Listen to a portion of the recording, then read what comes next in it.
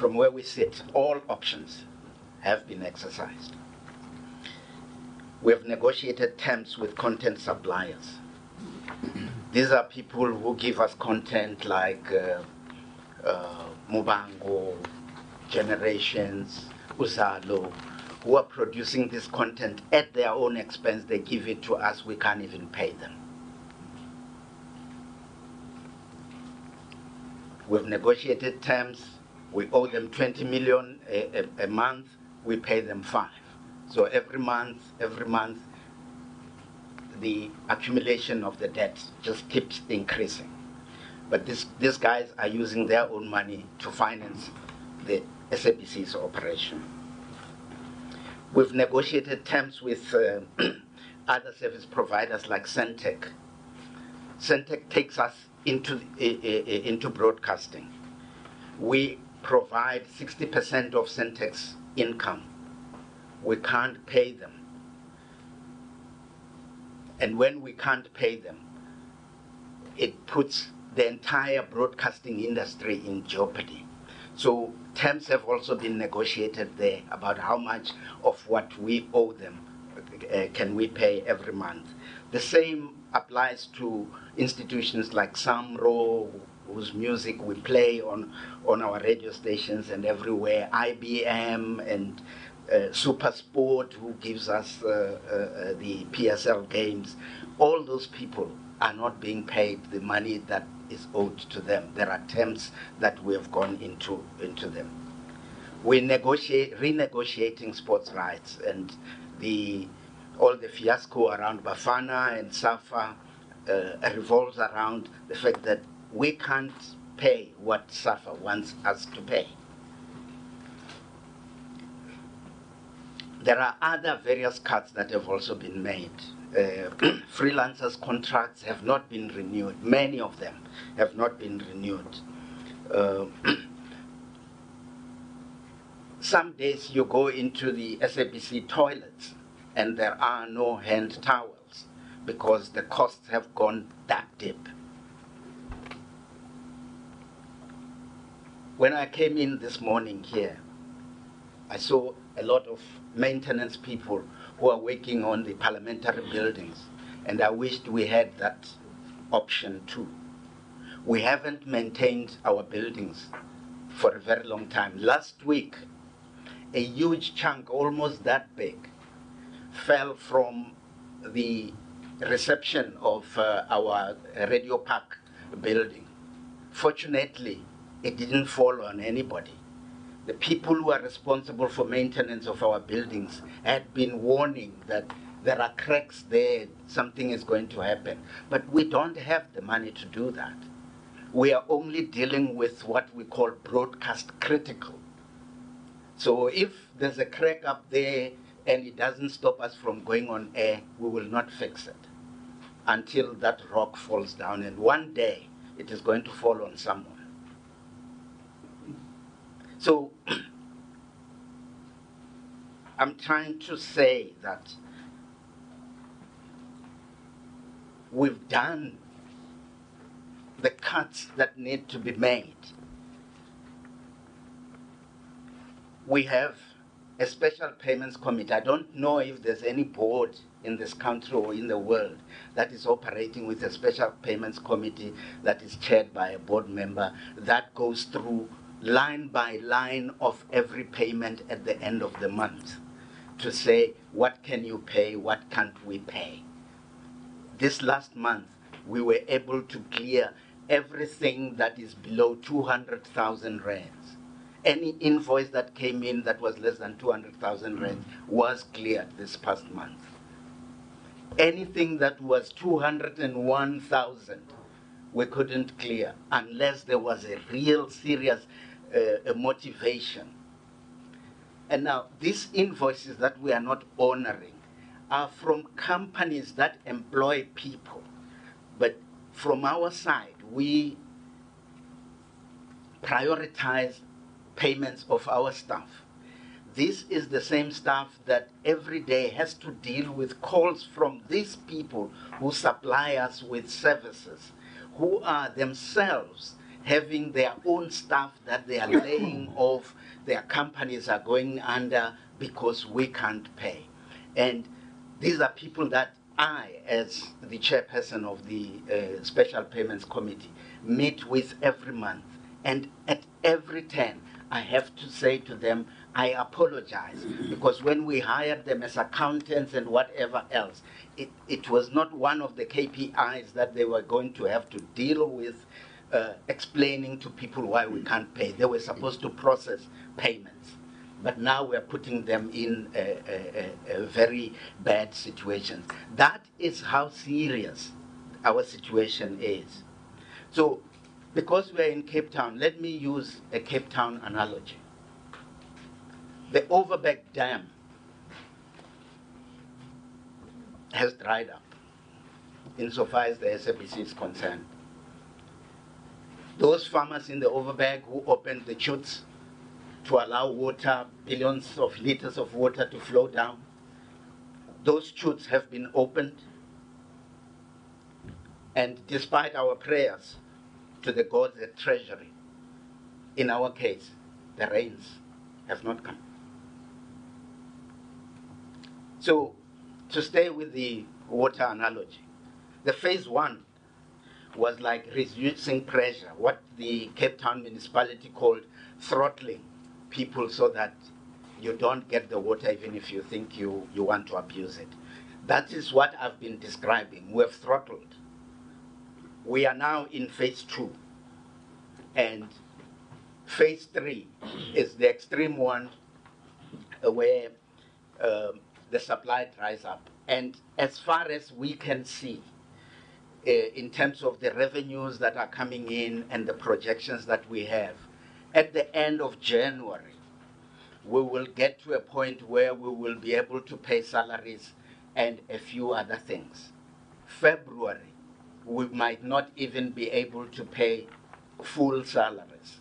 March, it's our day zero, if nothing happens here. We've gone to Treasury, but as we sit here, in the language that is spoken in Seshego,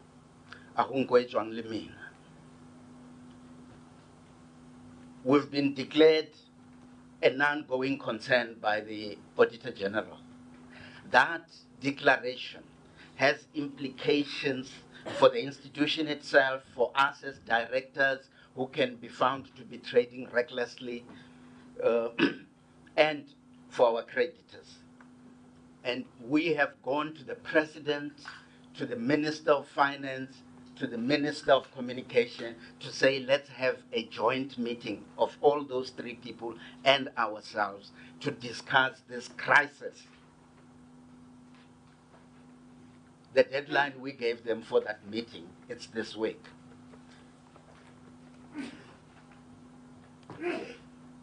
So, from where we sit, we have done whatever may be expected of a board like ours. We, as we sit here, the labor unions and the SABC are at the CCMA starting the process of Section 189. We commit to running this process in terms of the law without cutting corners, and that is why we have opted that the CCMA must actually be in charge of this process from day one. Ultimately,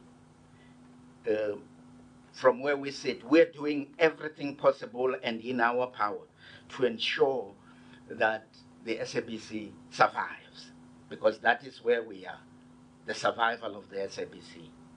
And we hope that this committee and Parliament in general will assist us by throwing its weight behind what we are trying to do. So I'll hand over to the CEO to do the more complicated stuff that Honorable Van Dam says needs to be edited quite extensively.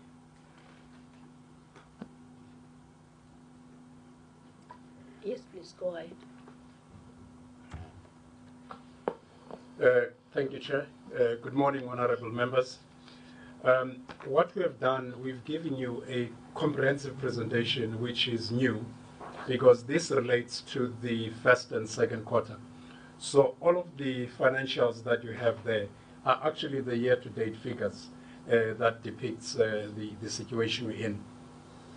And one of the reasons why we shared our income statement and P&L was to help the honorable members to understand that for us, Section 189 forms part of the cost-cutting measures that we've been going through as an organization.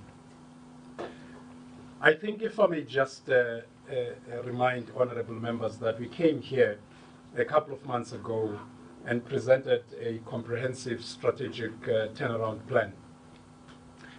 I'm very pleased to announce that we have robustly engaged in ensuring that we implement this turnaround plan with a focus on revenue generation as well as cost cutting, because as you all know that our expenditures, the expenditure far outstripped revenue.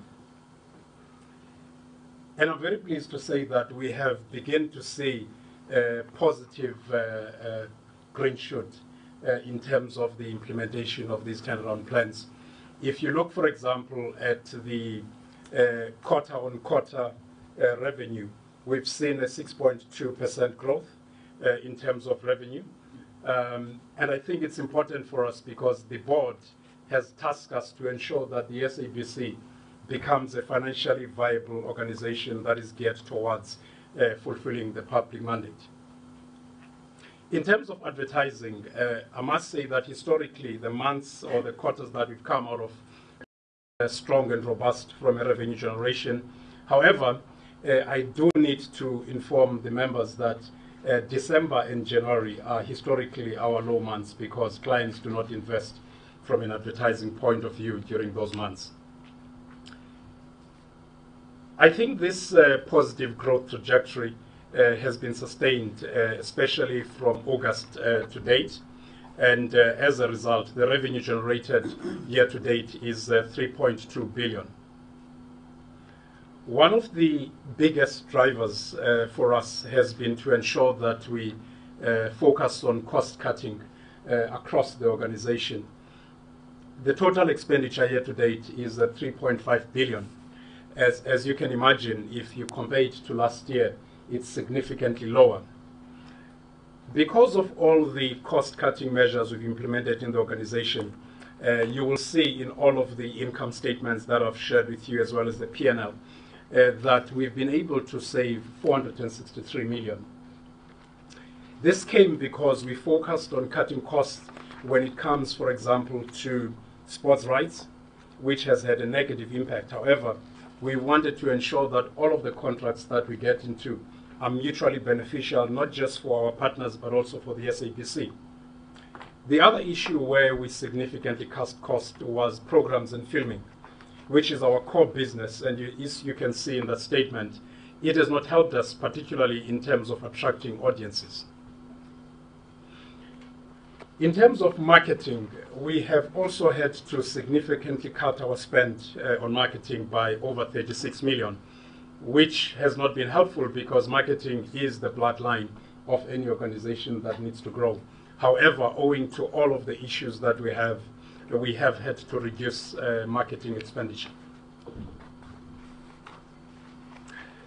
One of the biggest concerns for us is that having done all of this, the projections for the end of this financial year, from a losses point of view, they stand at 803 million. You may recall that for financial year 17 and 18, it was 622. So we're projecting that by end of March next year, the losses for the SABC, if nothing is done, will be standing at 803 million. Our focus has really been to look at all of the cost drivers in the organization, irrespective. If you look, for example, as I said earlier on the sports rights acquisition, for us it was not sustainable, and we want to ensure that we get into contracts that are mutually beneficial for the SABC. Operationally, all of the costs within operations have had to be reviewed. Hence, you saw the 463 million savings from the operations and other costs that we had to cut.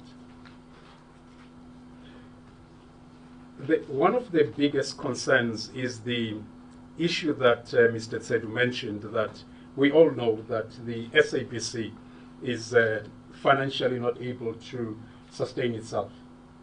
And we've engaged quite aggressively to ensure that we get the government guarantee, not a bailout, but a government guarantee. We have, for example, approached the banks to use our properties for surety, but this has not worked. Currently, our property valuation stands at 2.5 billion. 1.7 billion of that is the head office in Auckland Park. The property in Cape Town, Sea Point, is 145 million valuation. So these are some of the figures that we have. Unfortunately, owing to the fact that we've been declared, we awarded the disclaimer opinion by the AG, it's very difficult for financial institutions to come to our rescue.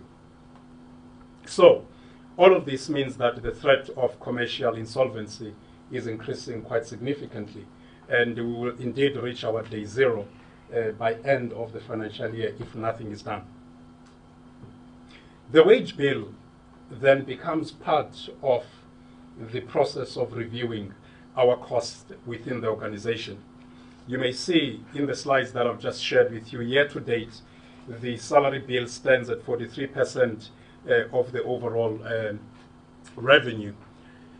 And I've shared these quite at length, that the biggest cost driver within that wage bill is sitting at the middle and senior management, because we have about 495 managers, and that comes to about 630 million.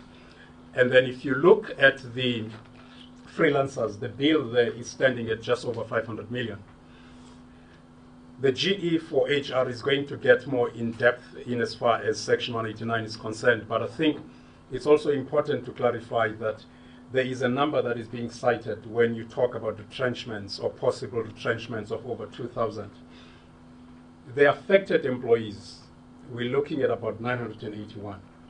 The 1,200 freelancers do not form part of the bargaining unit.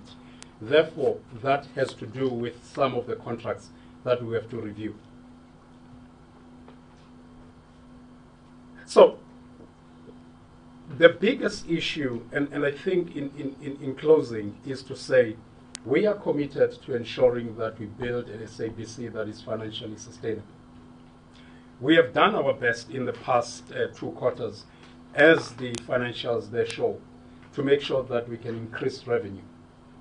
We have also ensured that we embark on a very robust cost-cutting measures within the organization, which led to the 463 million reduction or savings.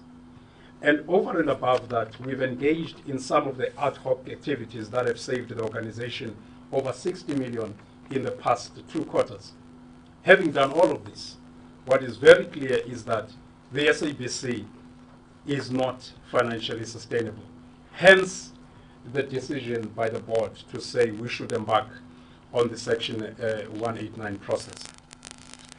I think, Chair, if I were to, before I hand over to Mr. Tebiso, I would want to also highlight the need for us to appreciate where the SABC is. We're dealing with a lot of legacy issues From a financial point of view, we're instilling the fiscal discipline. But what is important for us is to do what is right for the SABC at all times. So without much, I would like to ask our COO just to take us through some of the specificities in terms of the cost-saving measures that we have undertaken in the organization. Chris? COO. I'm still chairing. COO. Thank you, Chair. Indeed, let me, along the lines of what has been done before, give you a high-level view of some of the cost optimization processes that we've really looked at. What has basically been shown is that 42% of our cost base effectively goes towards the labor bill. But for a typical organization in the broadcast space, what should typically happen is that 50% of our costs should be really spent on content, its generation, its production, etc. But as you can see from the slide here, we've actually begun to reduce the investment into content. And this has a very significant impact on our processes and our systems. Ultimately, the SABC remains a broadcaster both on radio and television. Our inability to make the necessary investments have basically resulted in serious impacts into our competitive profile, but more importantly, into focusing on what our core business is. As we have said here, investment in programs and films has been reduced by between 30 and 50%. This is quite significant because what we should be looking at is increasing that investment. Ntate Mathathatsedu gave you a sense of the fact that what we have been doing really is focusing on what we describe as broadcast critical or mission critical aspects from an operational perspective. This has meant that it puts into threat also our mandate. And our mandate relates to certain things that we should be broadcasting as a result of our regulation and also legislation as part of the Broadcasting Act and ICASA. One of the key things that has been mentioned here is the question of sports rights. This has become a perennial issue in the sense that we are mandated by legislation to cover certain aspects related to sports. However, no provision has been made to the funding model that is required for us to engage and execute on this large mandate. I think one of the other things that we've seen an impact on as a result of focusing only on mission critical or broadcast critical aspects has been the reduction in our CapEx investment. CapEx really is the lifeblood of the technology that we are required to invest in order to ensure that our broadcasts continue, to ensure that the technology is up to date and allows us to be competitive in a market that is increasingly entering into a vibrant digital space. Our failure to invest in CapEx really raises certain risks to our business. And this has meant that, as again, that Etsedu indicated, sometimes this investment means that we cannot engage in basic maintenance from a CapEx investment perspective. This, we cannot emphasize, places us at significant risk. And it is something that we are working on to ensure that we still remain on air. Our broadcast costs, which were also referred to, relate mainly to signal distribution and our ability really to broadcast in a more efficient and effective way. So we are faced with two things with regards to broadcast. We need to reduce our cost base. This effectively means that we've been doing everything possible to ensure that our transmission network is fully optimized, that we introduce what we're describing as a shared services mindset. So ultimately that means that where broadcast operations, we run 19 radio stations, used to, on an individual station perspective, focus on maintenance, focus on these broadcast costs, we are introducing a shared services process as part of our turnaround strategy to bring in those efficiencies and to optimize our processes. The same thing applies to signal distribution, which was referred to. I think when we look at employees and directors' compensation and benefits, we've also introduced key savings. One of the things that is at the center of the turnaround strategy that we shared with this august committee was the fact that we're introducing what we describe as a fit-for-purpose workforce. So it means that we are not simply cutting down jobs for the sake of cutting down jobs. But as Ntate Tekiso will go through later on when he tells you the process around Section 189, we're actually looking whether our organization is structured appropriately to execute efficiently on our mandate.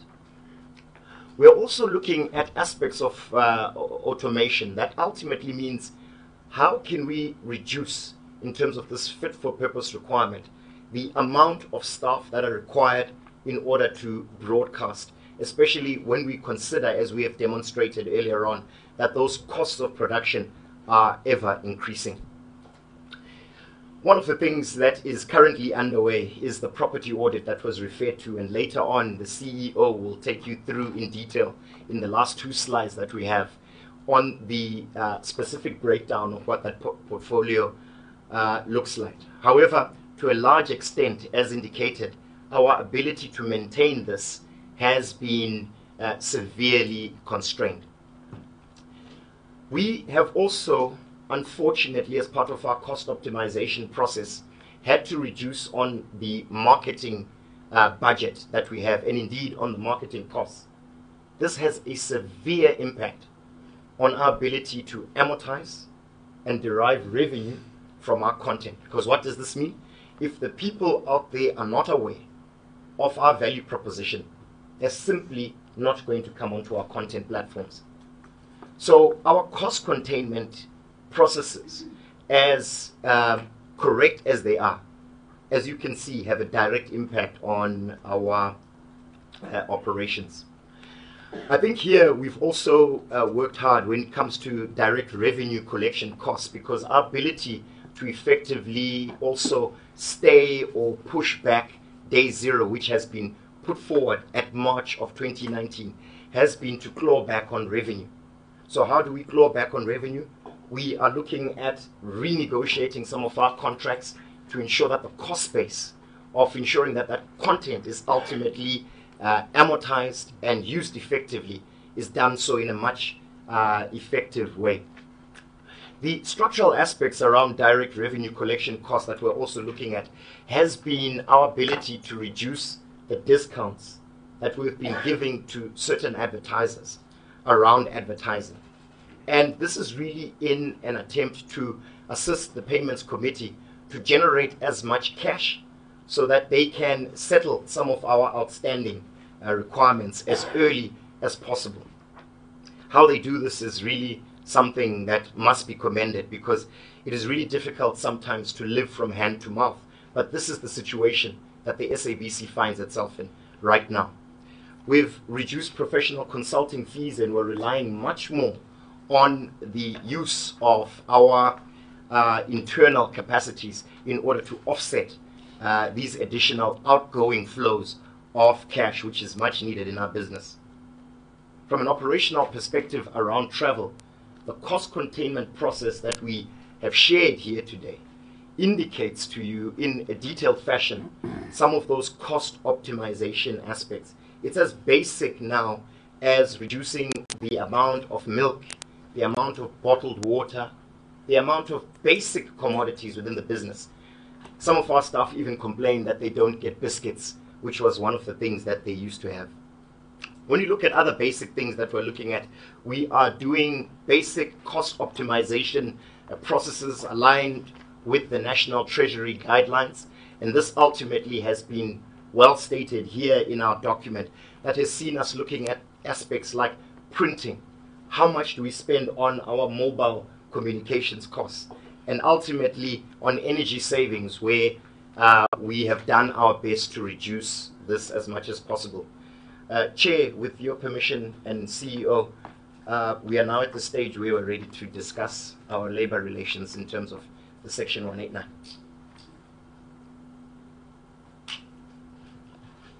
So I assume this is the last presentation within the document, because I really think I don't want us to miss out in terms of allowing honorable members to engage. So I hope you will take us through, just raise pertinent issues, and so that we take the process forward. Thank you.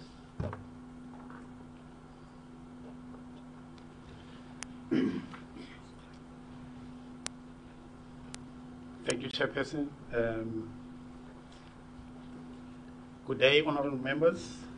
I'm not going to go through all the slides, but I'm just going to highlight salient points.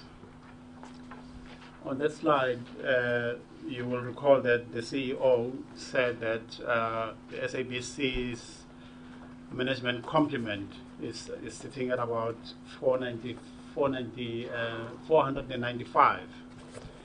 And so the 495 is made up of scale codes 110 to 130. So those 5 scale codes there constitute what we call our management cadre.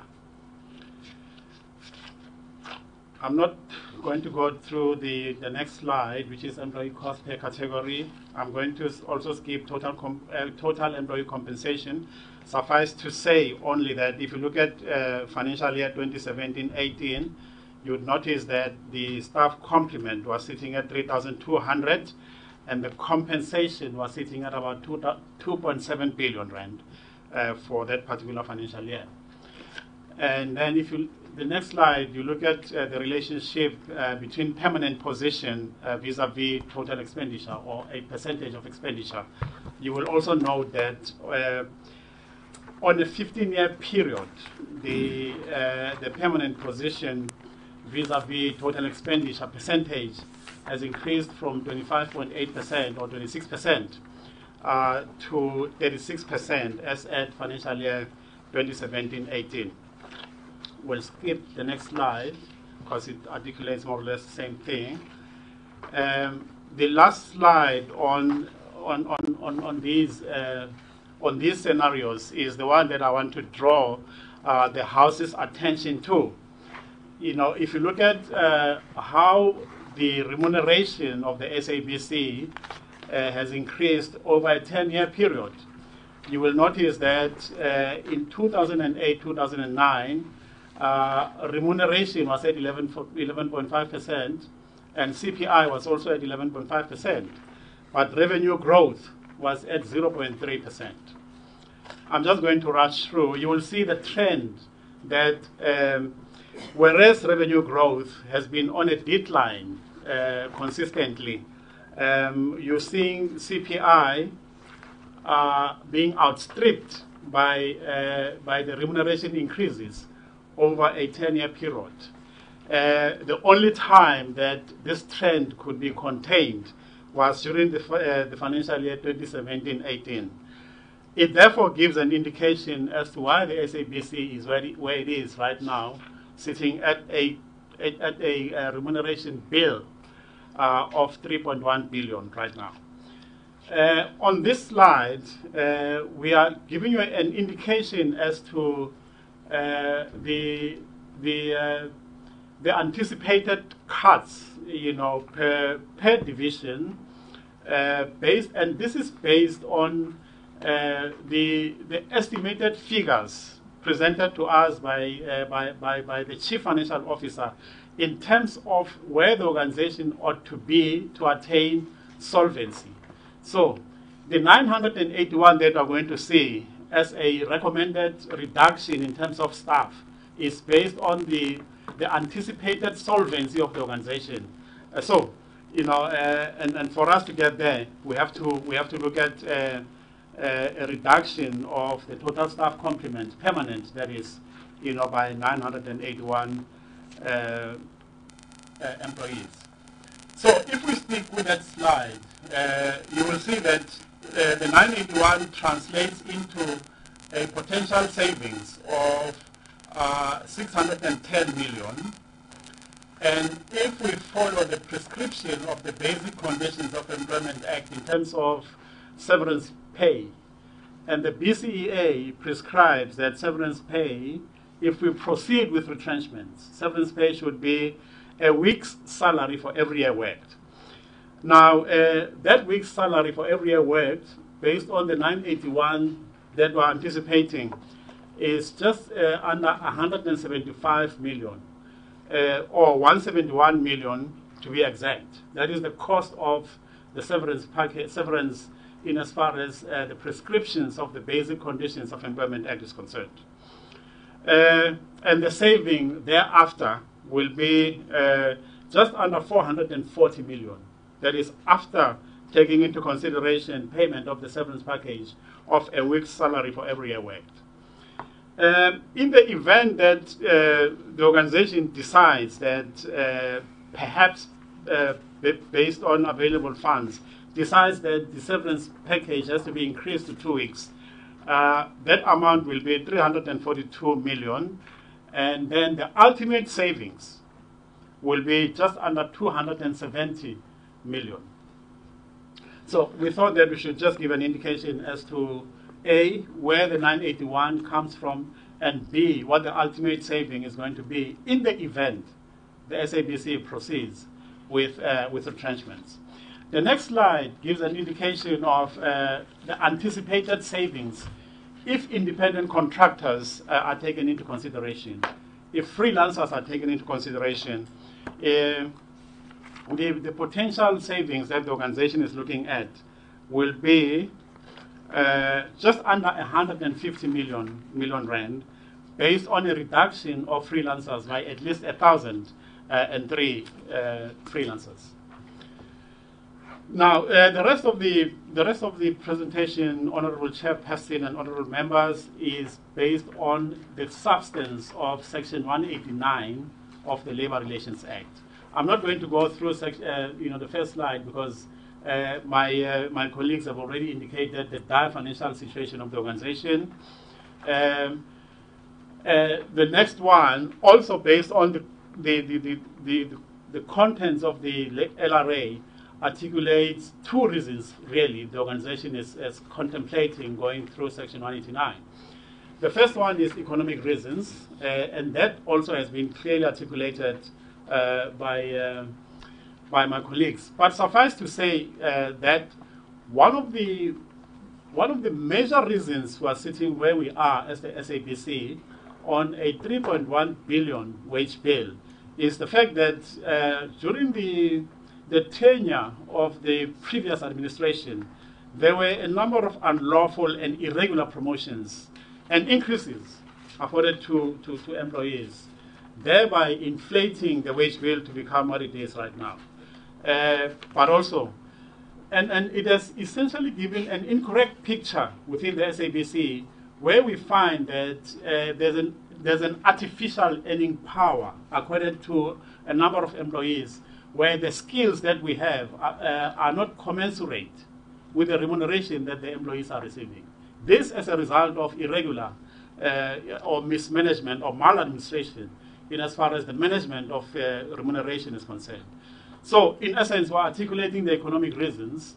The second reason that we're articulating is your operational requirements or our structural reasons. Our analysis at this stage show that the SABC is overstaffed.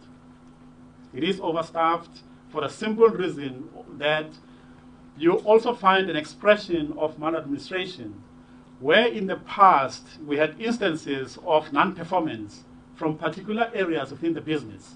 But instead of the organization addressing non-performance in compliance with Schedule 8 of the Labour Relations Act, where the organization ought to have trained, mentored, coached until people come up to the competencies that we're looking for.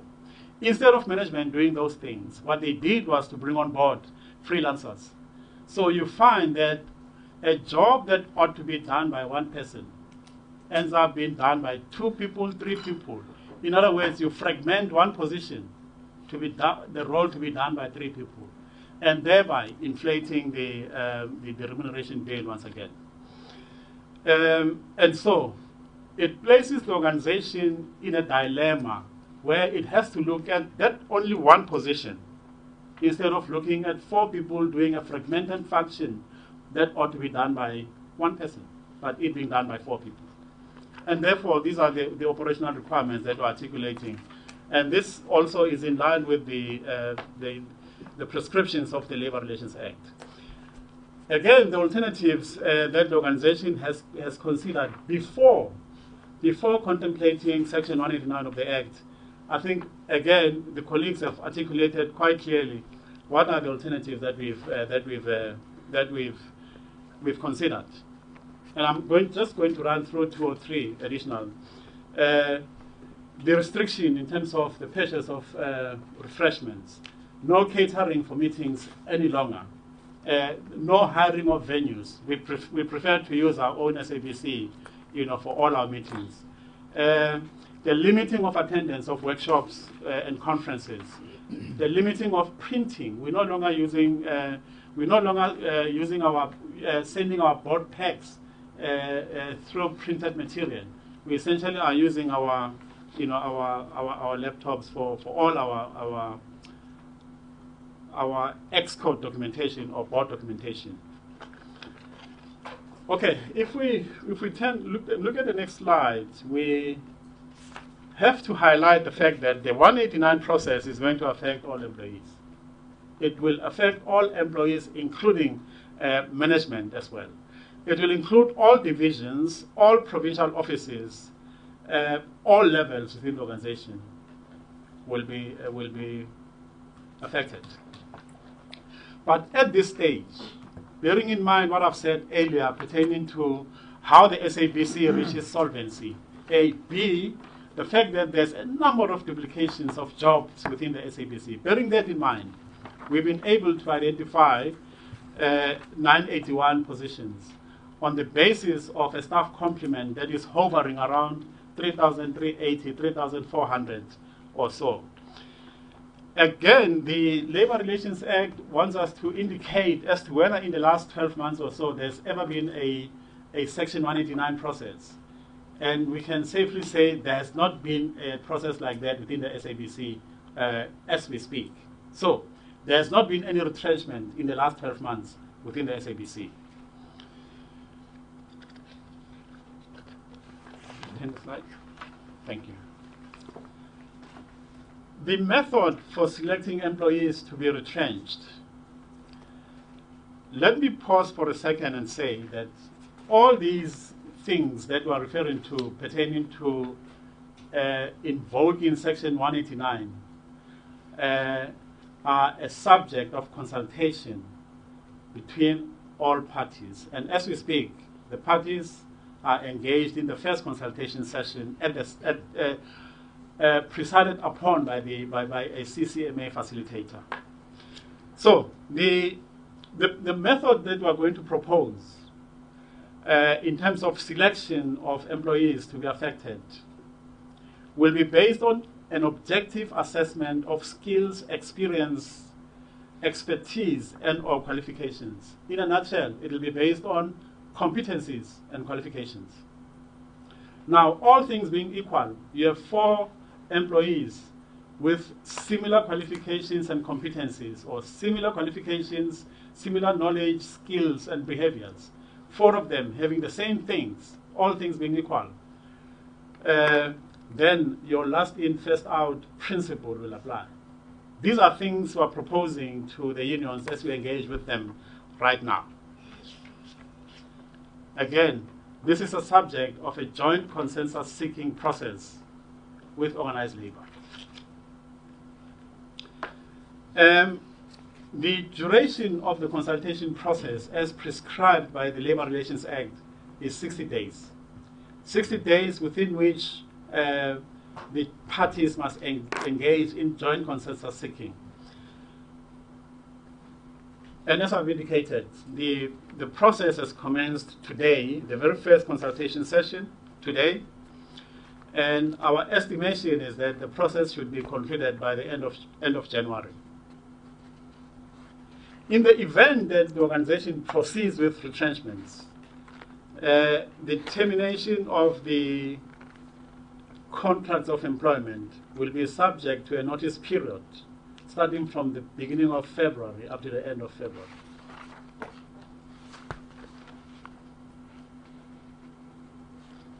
And as I've indicated, Honorable Chairperson and Honorable Members, should the SABC have no alternative but to terminate services of employees, it will propose paying a severance pay of 1 week's salary per completed year of service in accordance with the guidelines of the Basic Conditions of Employment Act. What is the assistance that we are going to give to the affected employees? The first one is it's a statutory requirement that we provide a certificate of service stating the work category, length of service, the reasons for termination of service. as well as the payment of all outstanding monies in respect of, for instance, leave pay.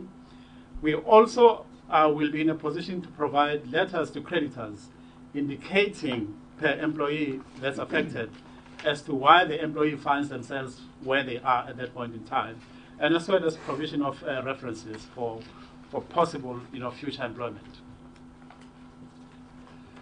The process, and I'll just run through this quickly. The process is currently being run under the auspices of the CCMA. It must be indicated that the appointment of the CCMA is as a result of a meeting that was held between the company and organized labor on the 12th of October, where in that meeting organized labor was very clear that the process must be presided upon by a CCMA appointed facilitator. And that's why we have a commissioner facilitating the process as we speak right now. The consultation process that we are referring to will focus on issues that are outlined under Section 189 of the Act, which requires the parties to engage in joint consensus seeking for purposes of, and I'm going to go through these bullet points because I think they're important, for processes of finding ways to avoid and or minimize retrenchments, for agreeing on selection criteria, and I've highlighted earlier when I spoke to last in, first out, as well as qualifications and competencies. Agreeing on selection criteria only in the event retrenchments are the last resort, indicating the number of jobs and categories affected. You would have noticed in the spreadsheet that we showed earlier, we indicated the number of jobs as well as the categories within which these positions are located. And then the third last bullet point, considering assistance to be offered to affected employees, and we've alluded to that.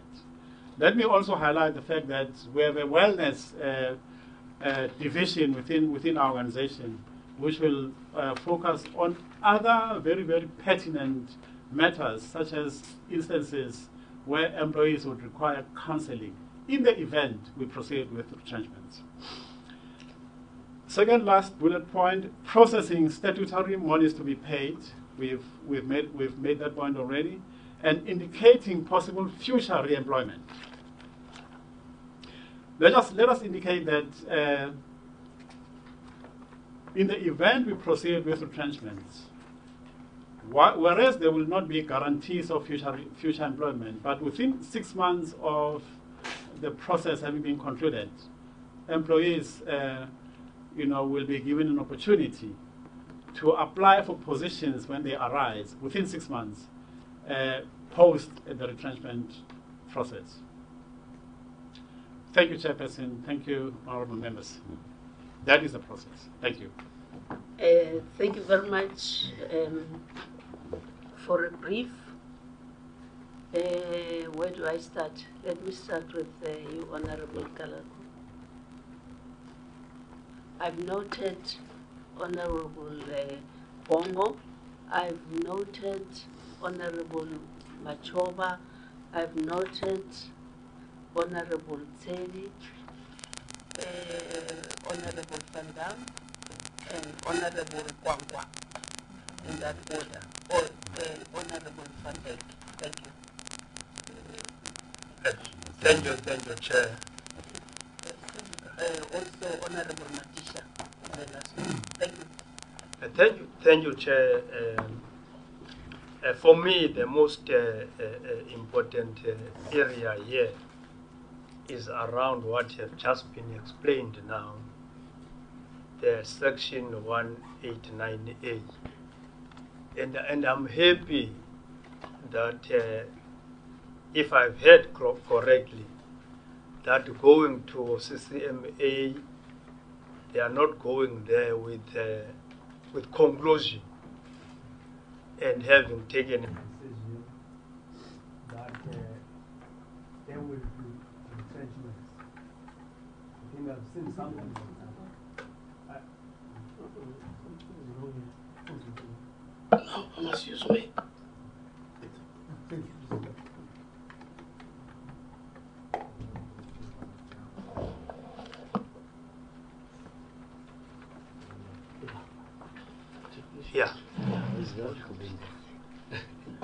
the fact that, Chair, they are saying they are not going to the purpose of the CCMA is not to go there to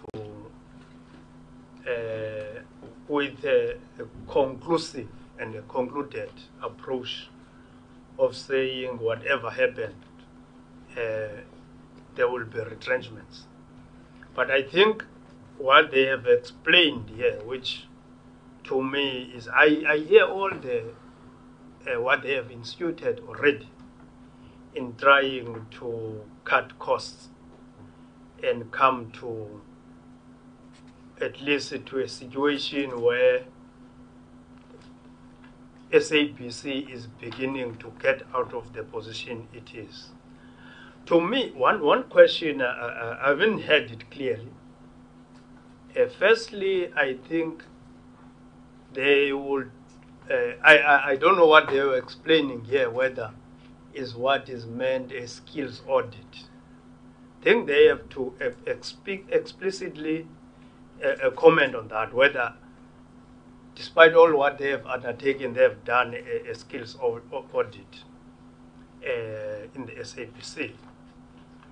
And secondly, I hear that they are saying every level of employees, including of the SABC, will be affected by this process of Section 189. Have they looked at does that includes the executive in that looking at in that situation, trying to deal with the costs? And then, Chair, to me, Chair, I think I don't know what happened because previously, of course, they came to the Treasury in trying to address the same issue, but as they were given, you are saying it was not a guarantee. You were given an authority to borrow or to use what already maybe due to the Act and regulations allows you to. But we are saying that now is useless. You can't use it precisely because of the Auditor General's report, which affects the SABC. So to me, Chair, I think also as Parliament moving forward, we'll have to look into this. I haven't seen them, I haven't heard. Maybe I think there's, what exactly will you need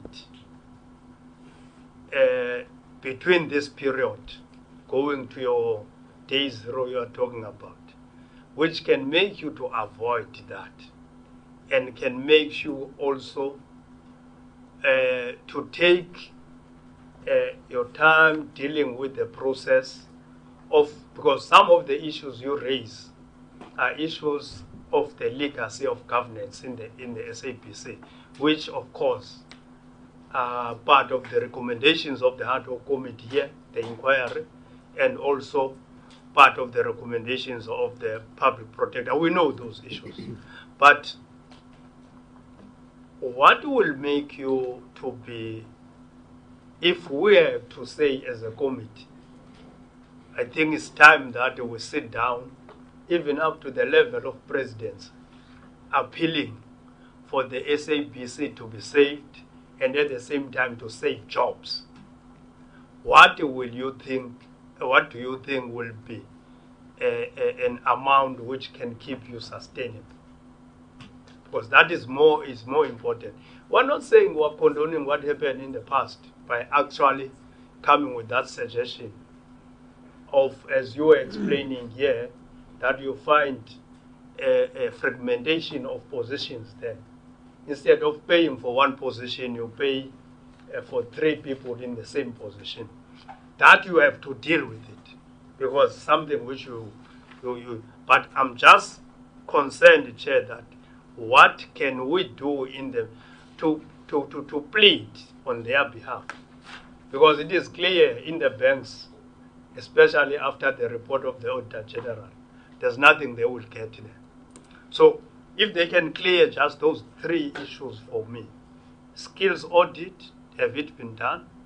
Does this include all the employees at SABC right from top to bottom? And then what can we do to assist so that we avoid retrenchments? Thank you very much. I hope you'll be noting all the interventions so that you see amongst yourselves who respond to which question. Honorable Bong. Yeah, thank you very much, Chairperson, and thanks for the presentation.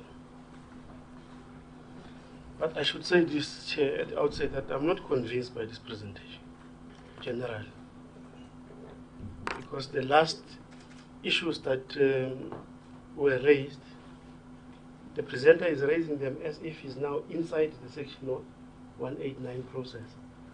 That will give creditors this and so on. That is a process that you do it whilst we're inside the Section 189 process of the Liberations Act.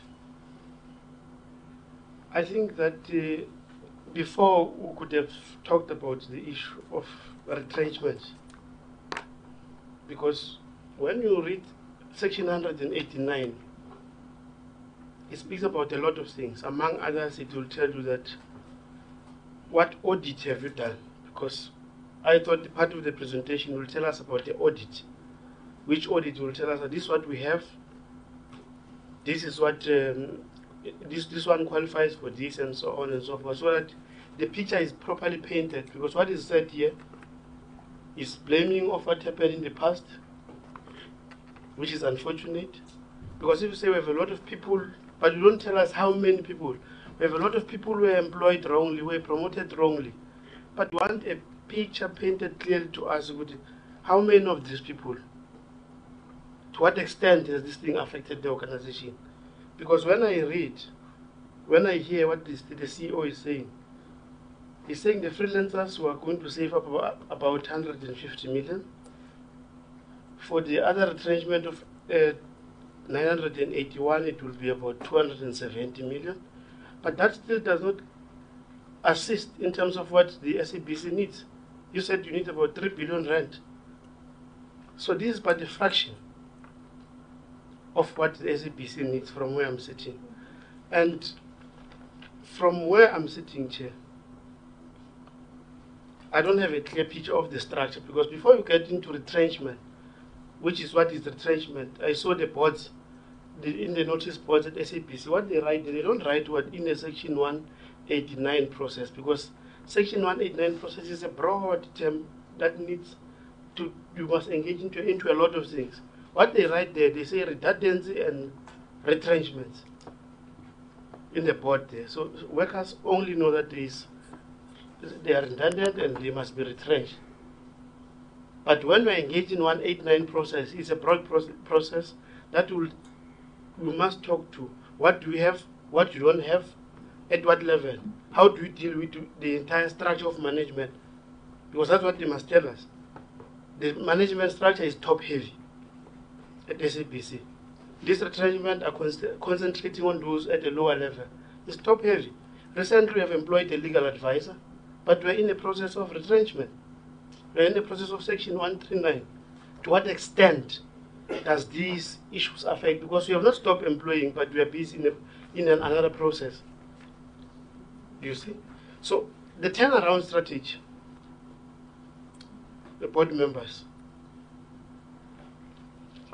I said the other time when we were discussing that what we need now, without blaming the past, we need innovation. That's why we brought some of you with high-level skills as board members. Innovation will speak to issues at a macro level. I'm disappointed if you will come here, board members will talk about the things that are falling, they fall on top of people. That is a disappointment for me. Because what I'm expecting is that we must address issues at a macro level, strategic level. That we're saying, how do we change the regulation to assist the sustainability of the SABC for a long term? Like the issue of 72 cents that the CEO is raised, 72 cents, or the the chairperson is raised 72 cents per day is little. That what I'm expecting is that, okay, 72%, 72 cents is little. Let us now increase it to 172. This is what is the regulatory framework that must be followed. This is what we expect you Parliament to do to ensure that this regulation is passed, and this will assist us to this extent to cover the cost. But if you were to come here to tell us that you are also checking the bills one by one and so on, that is not the role at the strategic level. The board is expected to act at a strategic level in providing strategic direction to an organization. This is what what I'm getting here, Chair. And just to zoom to say we want to retrench 981, I think it's we're just too quick to arrive there.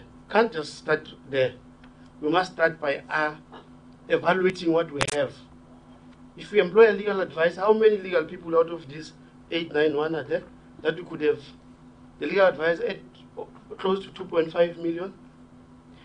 What have you done in terms of restructuring the package of your SMS people, the executive, the group executive? How much are they getting paid? Because we must start by saying we're reducing cost at that level. Because we are saying a major cost driver is the wage bill. If the wage bill is a major cost driver, you must start with the CEO. How much are we earning? How much do we reduce from your salary as a CEO? Then you go down to the last person. Yes, we'll deal with the issue of freelancers. Yes, we'll deal with the retrenchment. But how do we mitigate at a strategic level to ensure that we attend to strategic issues, not issues that are at a very lower level, like the issue of ICASA and sports rights? What have we done? We, on our side as Parliament, we have met with ICASA, and we have forced ICASA that before December, we must be able to change those regulations. And they've agreed to that. We're looking forward to that. So that is at the oversight level of trying to assist you. You see?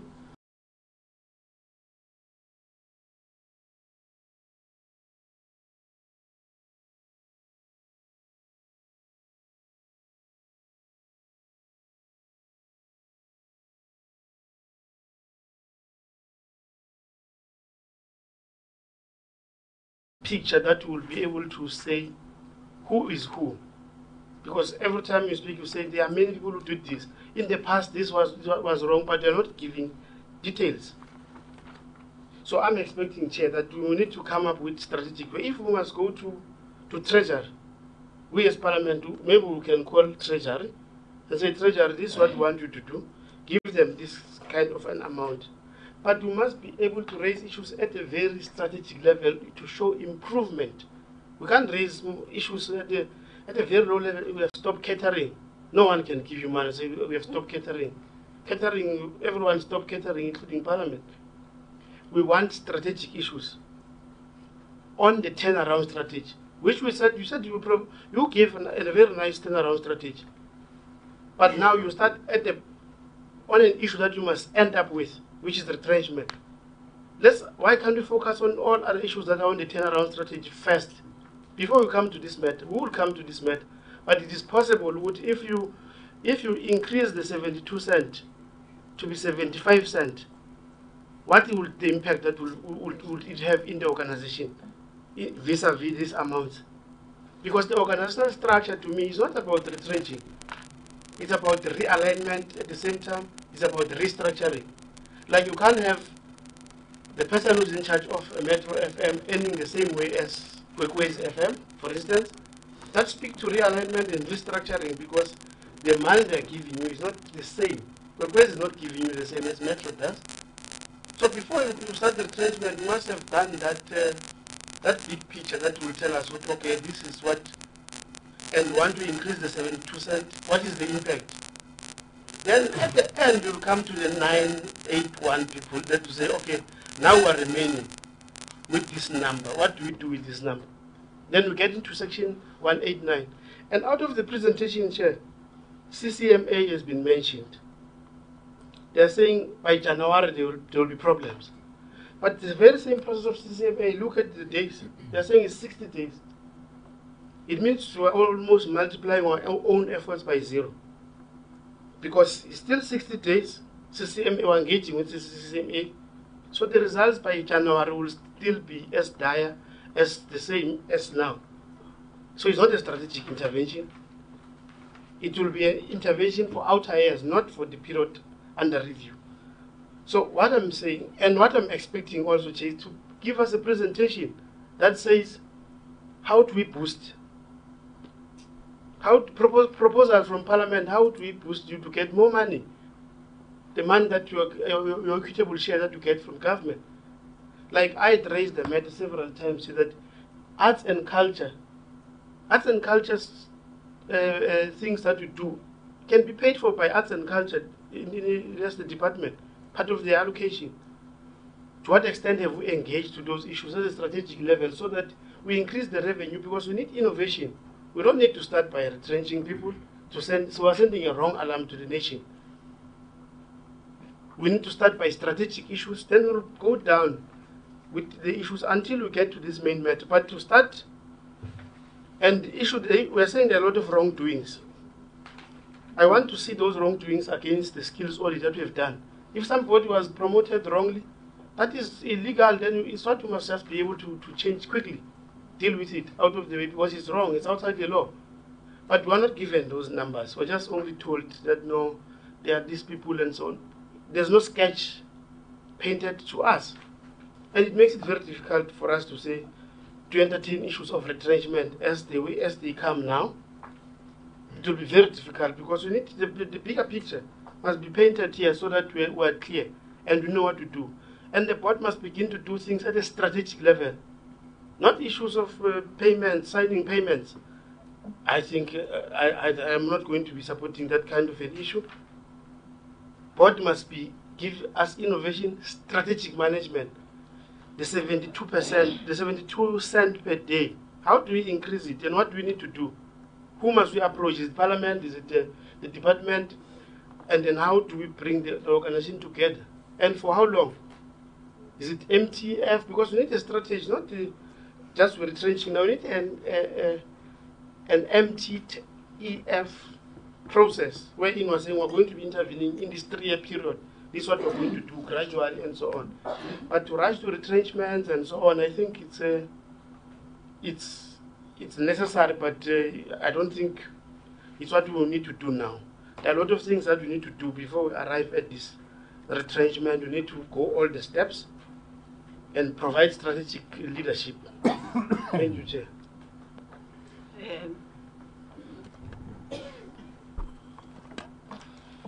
Okay, Honorable Tseng. Chair, I think equally, Chair, what is also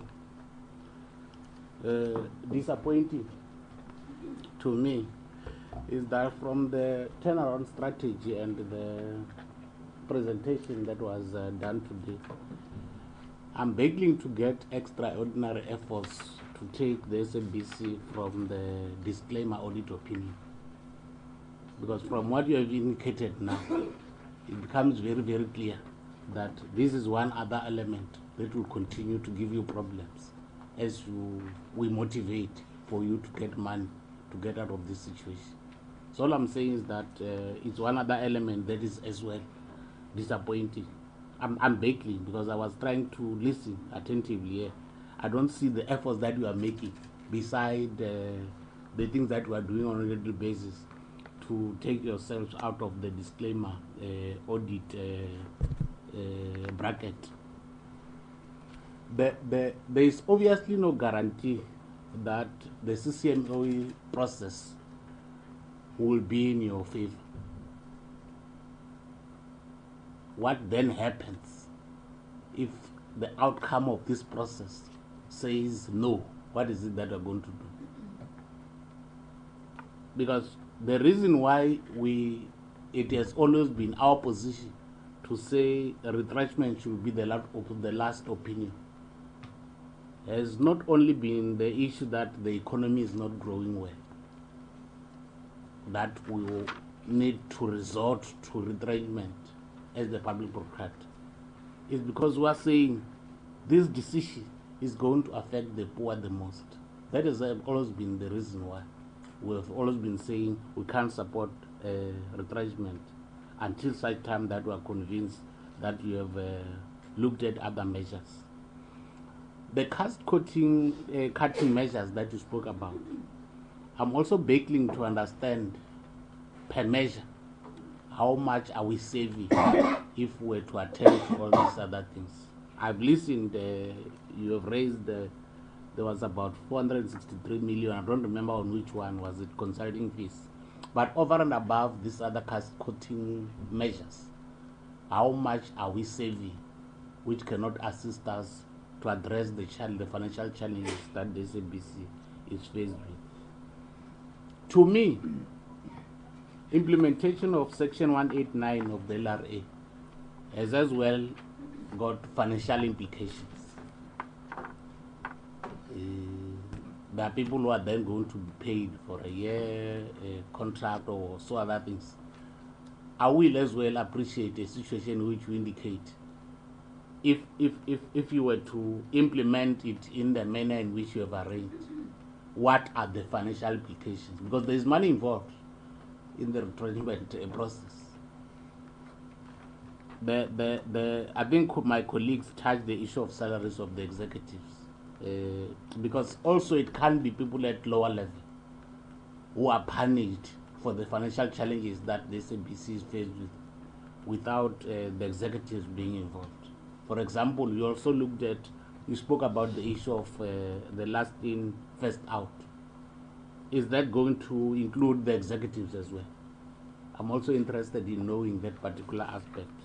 What is it that, how are the executives going to be affected by this particular approach if you would follow it in that manner? But as I've indicated, I think my colleagues have touched some of the issues that I needed to raise. Thanks. Thank you very much, Honorable Fadla. Thanks, Chair. Before I start, I would like to just address the general attitude of the SABC Board and management, which if we do not tackle now, it will fester into a very big problem. I don't know what happens there at the high levels of Auckland Park that maybe for elections in there, because as soon as people get there, their egos get inflated. They think they are bigger than Parliament. They think they are bigger than the authority that has oversight over them. I asked as a member of Parliament the SABC to review its salaries of its top management. It point blank refused to do so. It had to take the Minister of Communications to do that. I don't know what in your heads says to you you do not have to account for the salaries that your top management are earning. I don't know what makes you think you can do that. Secondly, the way Mr. Tekiso handled the issue of the picket by SABC staff is absolutely appalling as well. If staff want to engage in a picket during their lunchtime, so what? Why do you threaten them with disciplinary action? You are not lords, high lords at the SABC, and the SABC staff, your serfs, who you treat badly and threaten with disciplinary action and hang the axe of retrenchment above them, retrenchments that you haven't even properly considered. So please, I'm asking you nicely, please readjust your attitude. You report to Parliament. You are not high lords sitting up at the top levels at Auckland Park, and the staff, your serfs, who you can just treat badly. The authoritarianism must stop. Even during Claudia's tenure, there was no such authoritarianism. So please, you are not more special than the staff of the SABC. And then, about the SABC and the financial crisis it finds itself in. We all know, you knew when you took the job that you were taking on an organization at ground zero. We gave you the support, we gave you time to find your feet, we supported you and we said we have a monumental task ahead of you, we gave you support, we gave you space, but it's over a year now and we're not going to praise fish for swimming. What you presented before us today is like Honorable Bongo, I'm thoroughly unimpressed. What I expected was you to present, these are the different funding models we are considering. This is international best practice for different public broadcasters. This is what we're looking at, a strategic kind of presentation about how you're going to turn the SABC around. Of course, no bank is going to give you any money if you go to them and say, oh no, we've cut biscuits, we've cut printing, we've cut water at meetings. Of course not. You're not presenting them with a new, a different business case for the SABC. You're presenting them with the same old organization that's in dire financial straits. I've said from the beginning, go to the sector, go to business, get great minds together and put together a funding model for the SABC that will work. And I don't think you should count on a bailout from National Treasury. It's not going to happen. There's no money in the coffers. Your job was to turn this organization around, and I'm quite frankly not satisfied with the work that you've done. You can't, I don't think cutting costs, hiring of venues, limiting attendances of workshops and conferences, containment of consultants' fees, that's not cost cutting. That's like a few cents. You need billions, you need millions, and this is your cost cutting. And I don't understand why you would stop content production. Isn't that what draws viewers? Isn't that what draws advertising? It makes absolutely no sense to stop content. And then you've stopped, you want to cut marketing costs. That makes no sense either. Isn't that what draws advertisers? Isn't that what draws money? Why are you cutting marketing costs? Your plan just makes absolutely no sense. And then, I've said repeatedly, all you have is a number. You have 931 that you want to retrench. You've conducted no audits of your staff. You've conducted no salary audits. So you're just literally going to pick and choose from departments who must be fired. You're going to cut, you want to cut from your news department. And yes, your news department is understaffed. You want to cut from your commercial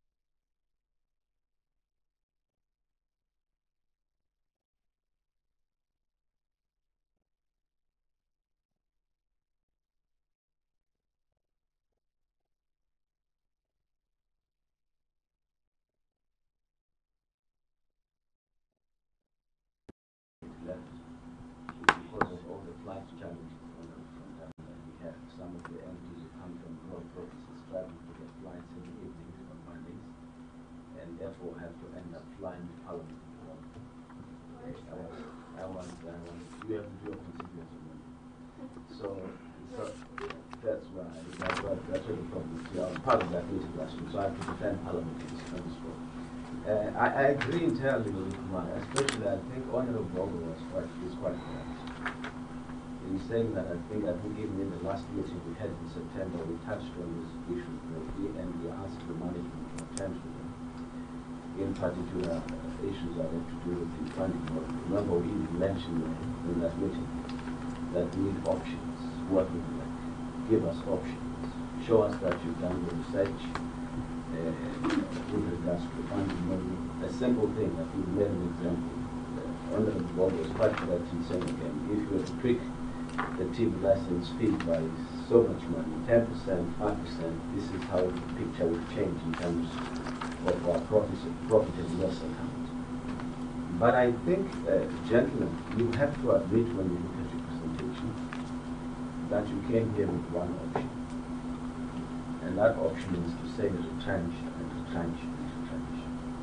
And yet when we had a meeting with you last time, we said, we gave you homework and we said, consider all of these different options, right? And then come to us with a plan that says, we've done B, C, D, X, Y, Z. After all of that is said and done, we still find ourselves in trouble financially. And as a result, we're considering retrenchment. But you know what happened is that we said consider retrenchment as a last resort. A day later, I saw some of your people talking about retrenchment. And yet the mandate was clear from the committee that consider other options and then talk retrenchment. But in the media, we immediately talk retrenchment. I don't even know whether it still helps to have that last sentence in one of the slides that says, should the SABC consider retrenchment? We've already taken a decision. That's what you communicated. So it's almost like the CCFA process is a cover-up to try and sanitize what you do. We cannot accept it. The second issue, the reason why I'm saying you have one option. Look, in order for you to clearly demonstrate that you are thoroughly prepared for retrenchment, you've even numberized your plan. You've quantified the cost, the savings, and everything else. But look at the initiatives that you are saying they're initiating, the cost optimization, as you call them. There are no figures and facts next to them. You gave us a figure, which is a nominal amount, to say 400, that's a saving, but you must be able to see in black and white, where did you save? Well, how did you come to that 400 that you saved? Where did you save? Which one costs more, etc. But I think it's more of a strategic thing to say the funding model of SABC overall. How is it going to work?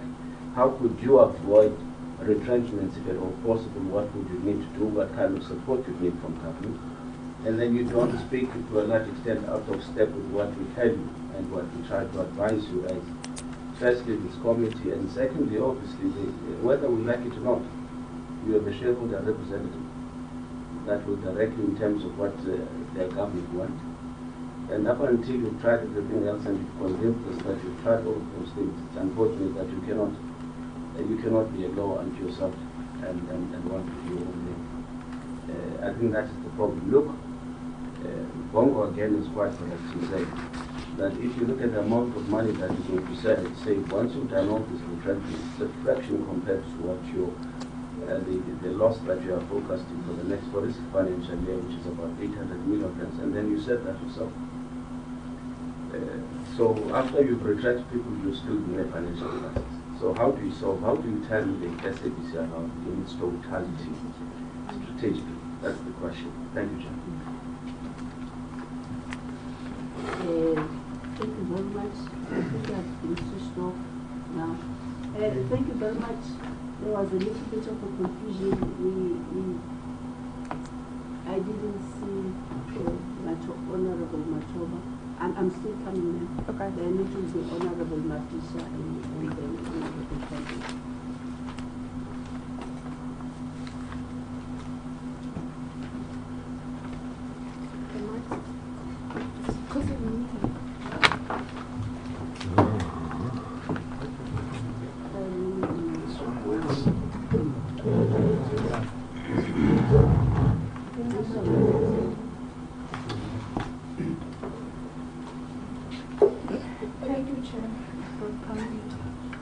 I cannot even say I welcome the report. No. You know, Chair, in the past years, SABC was in a limelight of personal service diluted by the people. Now again, SABC is in a retrenchment, of which as members of this committee, we cannot allow that. SABC must go back and find the ways of saving SABC. Chair, this issue of the review of license, it will not work. I was about to talk about that, but my colleague was touched. SABC can engage, or we can engage with Treasury as soon as possible. That's my proposal, Chair. To engage Treasury as soon as possible.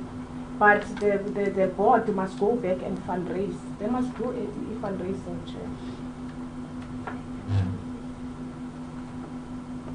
We cannot really to allow, you know, I'm missing my points because some of the colleagues attached it, and I don't want to repeat that. If we allow this thing to happen, that means it will be a brutal act. I want to say it again. It will be a brutal act to allow SABC to do the retrenchment. Despite the situation they occurred, that means the issue of the retrenchment really must be a last resort, of which we are not agreed. So I'm putting this matter, Chair, as an agent to say we must find ways to rescue SABC. We must not say SABC must go back alone with the board. We must find ways to support them in this issue of retrenchment. But the deadline of February, let us rephrase. We will not allow anything that will happen on February. We must not think about anything, whether you agree with CCMA or whatever, but nothing will happen on February. We must go back, all of us, to find the ways to rescue SABC. This is really the outcome of the corruption that happened in the past years. Those people today are not there in SABC. That situation is over your heads and in your minds and become your crisis. People are rejoicing outside there, looting the money of SABC. Thank you, Chair.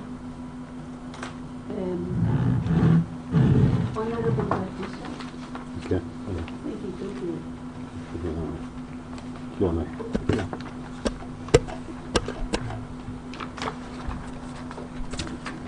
Yeah, Anna, in your go.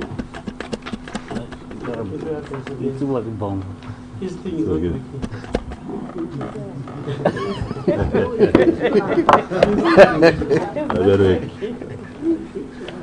Thanks. Thank you, Chair, and honorable members and SABC delegates. You know, well, of course, it is an open secret that SABC is in a crisis. I think we need to move from that particular position. And I personally wish to move from, again, another position that which they have put before us is based on an empirical evidence. Because I wish to believe that they sat down and looked at the situation, they've gone into the books and everything and said, this is what we are faced with, okay? And that is exactly what they are putting before us. And as Parliament, as government, we need to rise and say, what is it that has got to be done? Yes, we all agree that it is just a sequel to all the problems that happened in the past. And I think we've repeated them, that we are in this kind of a situation. Therefore, what do we do? I think that's exactly where we need to begin. And again, I want to say we need to thank them. Let's say you, for example, and others whom we requested before the board that has been put in place. We appointed them, requested them to go and do their best. They did, without saying pay us. I think we need to recognize that and actually move from that particular position. You see, some of us are from the trade union movement.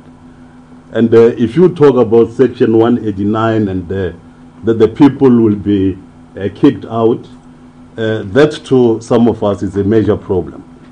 And one, therefore, wishes to say, given the problems that we today are faced with in the country, unemployment, I know some amongst us will say 27%, and I've said there in the House it's beyond 40%. Now,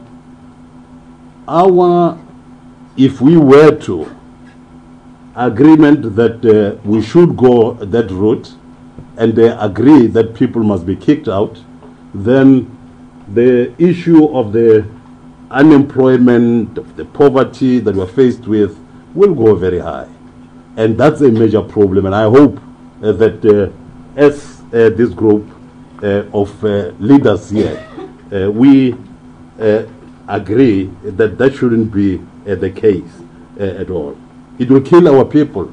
Our people are in a very serious problem as a whole, and this will kill our people further. Now, secondly, I wish to say that, yes, we know that SABC is a public broadcaster, and we know that I wish to emphasize. This means that it is owned by the people of South Africa. And we who are here, both as government and the parliament, represented here by this committee, must ensure that it survives, because it belongs to the people of South Africa. We are here as the people who've got to ensure that that indeed happens. It must be publicly funded. It is a crisis, and yes, we may rise, I wish to say, be it here or after, and say that let them go and investigate, let this happen, etc. But then the question is, what is going to happen? They will investigate, and what is going to happen? They have given here the information, and like I'm saying, one went through this document before we came to this meeting yesterday and so on. And it does indicate that, of course, you go to January, there is nothing. The will have gone down, and it goes on, and so on. It will collapse. There won't be SABC. Therefore, what happens? It belongs to the people of South Africa. We are going to be blamed. Not one political party, but all of us who are here seated as members of parliament.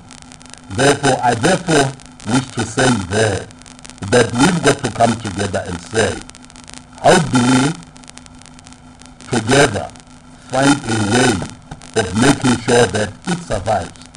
Well, that which happened in the past is a major problem. And we together as a collective need to make sure that we solve that particular problem. And we have given this new team an instruction that by hook or crook, you must ensure that this is what actually happens. But then as they go on to do that, what then happens to that working class, those poor people? It's reported here that You know, some of them nearly died because of the falling down of the roofs and so on. What do? Do we say, go on, go and investigate, let them die and so on? I wish to appeal that that should not actually be the case. I'm wishing to emphasize that it must be publicly funded. Government must clarify, honorable members, the funding model. Okay. In my own opinion, it is not very clear what the funding model that has got to be followed is, and whether that funding model is being followed. I think that's one thing that we need to look at. At the moment, what we as Parliament give them is minimal. I say this because my colleagues here will remember what was emphasized by the former chairperson, Comrade Humphrey. Okay, he was seated on that chair before you, chairperson, came. He even said that we're giving SABC this minimal amount, and he said, and we supported it, that we must go to the Treasury and say that that must be doubled, so that they then can be able to survive. If you remember, you then shall be able to move forward to ensure that SABC survives. It belongs to the people of South Africa, and we've got to ensure that indeed it does survive. Here are my proposals, therefore, Chairperson. Number one, I propose that the permanent workers at SABC must not be kicked out. I hear and have seen CEO that 981 workers who are permanent must go. I will appeal to MPs here, to the committee, and you know, the people who are there on the ground. We need to find a way that this 981 people don't go. You will further, if you do recall, recall that I raised this point of the freelancers in one of the meetings that we had. I indicated that the freelancers are actually a problem, and some amongst us did agree with me. Okay, therefore I'm saying that let the workers who are there permanently not go, but secondly, the issue of the freelancers, let us see that that gets dealt with. I mean, if you talk about a freelancer ensuring that he gets or she gets 10 more people to work with him or her, you have a problem there. I'm therefore saying that the issue of freelancers is a problem, and we need to deal with that. And therefore, let's say that SABC must go and deal with that. But the workers who are there on a permanent basis, they should not be removed. But then how will that happen? I know that there is a strike action at the moment, almost. Okay? And I know that people today are with they've gone to CCMA, and I would appeal that we say to SABC, go and make sure that negotiations happen. Second, number three, I would propose, Chair, that the committee must go beyond the request made by the board. In his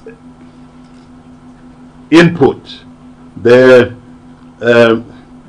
board member Ndadete indicated that they have made, as a board, a request to meet with the President, with the Minister of Communication, with the Finance Minister.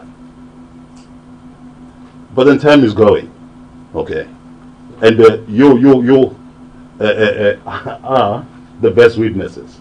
You know, in the 2 weeks, we've got to, yes, I see what you're doing, Chairperson, but these things have got to be raised. Okay, I understand your time, but we've got to mention this. Now, we will be closing and so on, then what happens? It may not be feasible. We must go and campaign for elections. President is busy, etc., etc. Then what happens? I therefore am proposing, as my third point, that we go to Treasury and say that two things should happen. One, that we give them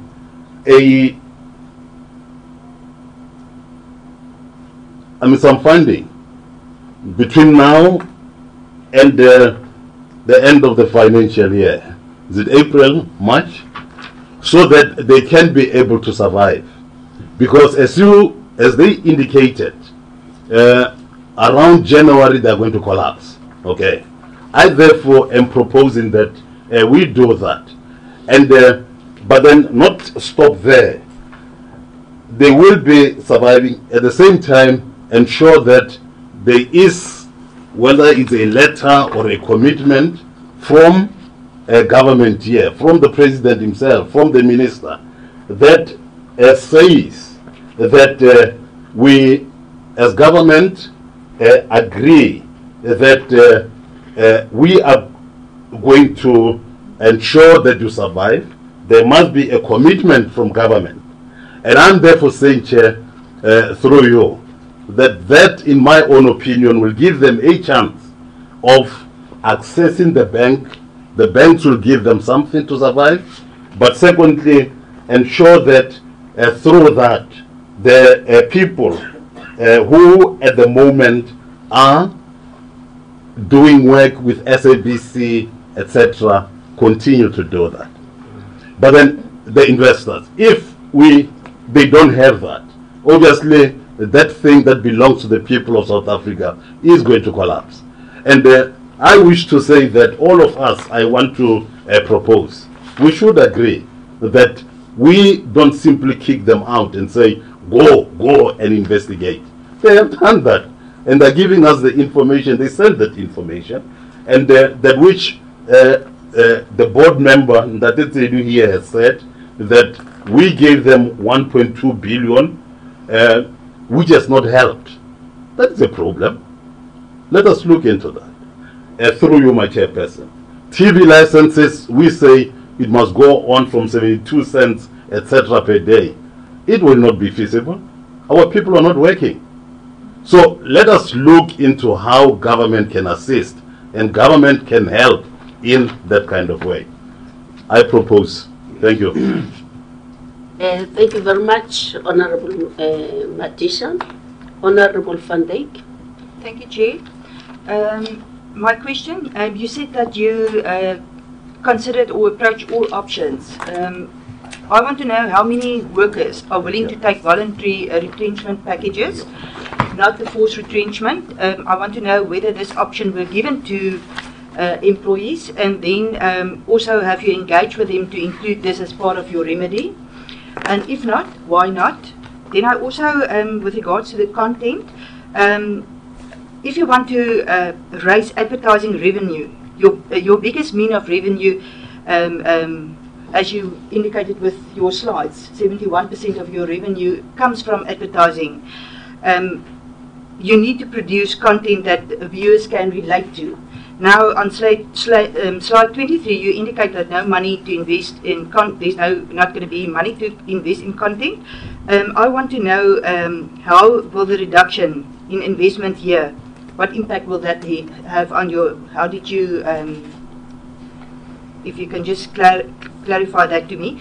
There's also two slides that I'm not quite sure precisely what it is reflecting, radio broadcast resources and TV broadcast. It's affecting 156 people, and then on the next slide it says it refers to radio production, TV production, and I assume this is all relating to content. My next question, but maybe you can just clear that for me, and then my next question is also on the freelancers.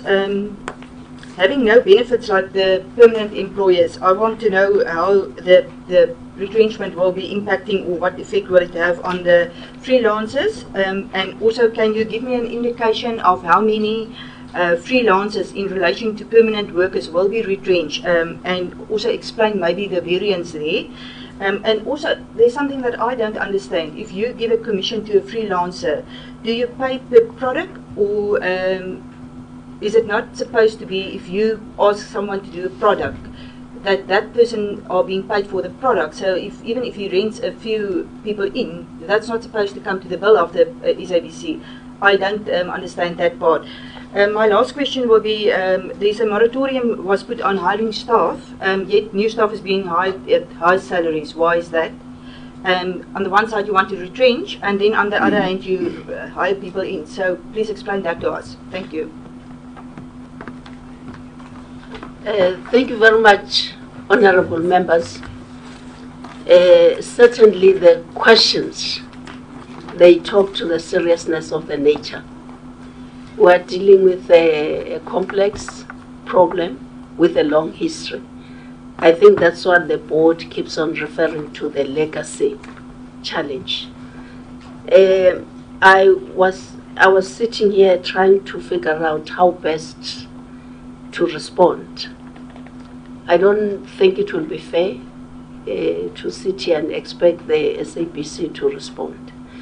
It might be helpful to, having taken into considerations the question raised, and to really assist us with an alternative document which talks to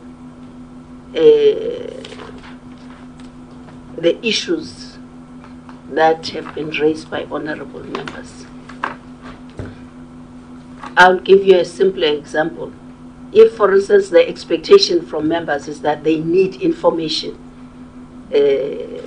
articulation of the outcomes of the skills audit as the basis of the routes, that the interventions that are being taken, surely maybe you have it. It might help to get that given to us. There was a request that it will be acceptable, especially if it's done by an independent organization. But there might not be sufficient time to do that. So whatever information that exists, that you packaged as a skills audit that you have for the SABC today and the SABC that you are moving to as towards, it might help a lot. With regard to the financial model, whether even if people require a letter that authorizes them to go and to commercial banks and borrow money, there are specific procedures that needs to be followed. There are actions that needs to be taken by parliamentary committees in partnership with Treasury Committee, but I don't think we have a document that really can help us to act on what Mr. Matata Tsidu was talking about, having approached the president, having approached this. I don't know whether we have a document which could utilize with the portfolio committee, where we have a joint sitting and we look at the issue of funding. Maybe on the minister's side, she has a document that is put through cabinet, because even that, even if you just require a letter, you have to get consensus and support from other members. So my proposal is that in response to the questions that have been raised, strategically re-articulating the problem as understood by the new leadership, but also clearly showing multiple pathways towards the recovery plan. I suppose what has been unfortunate is the discourse around one aspect, retrenchments. But clearly from the engagement, you could see that there are other action lines, but you understand better what communication can do. It can easily hurt the good brand if it has gone wrong. The most important aspect, which I hope we can get more information on also, is engagement with staff at different levels. Because, you know, as part of strengthening our democracy, that's one area which could give members comfort to ensure that transformation or the recovery plan is not driven from an elitist point where management sit behind closed doors and people end up being at the receiving end. So a buy-in and is very, very important. And so it's the question really of timelines. If we're to get an alternative document, how much time are we talking about? There is a tradition whereby portfolio committees can always apply and meet if there's a need. They don't get affected by recess or elections. If they've got urgent, important matters before them, there's always a consideration that can be made.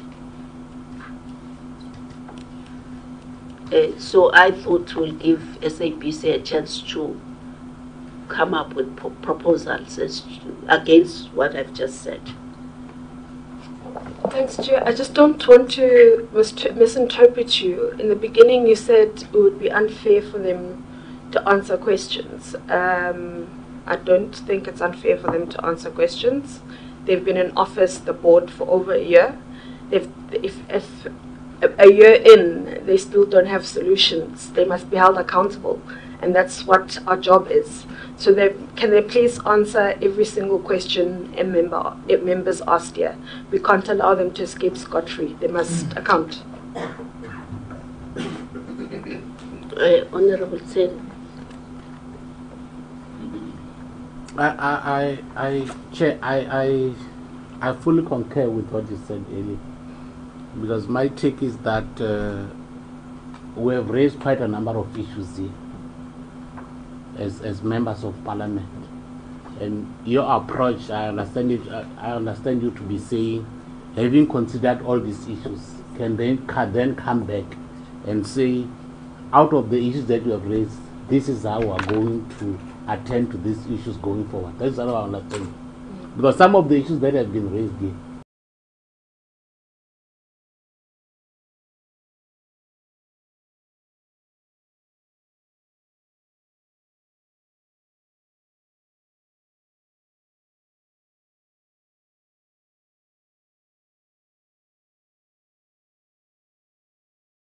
at the later stage, because we can't just get answers for the sake of getting answers. We want issues that have been raised to be attended to. Yeah. Maybe before I allow a discussion, I can see Honorable Van Dijk is raising a hand.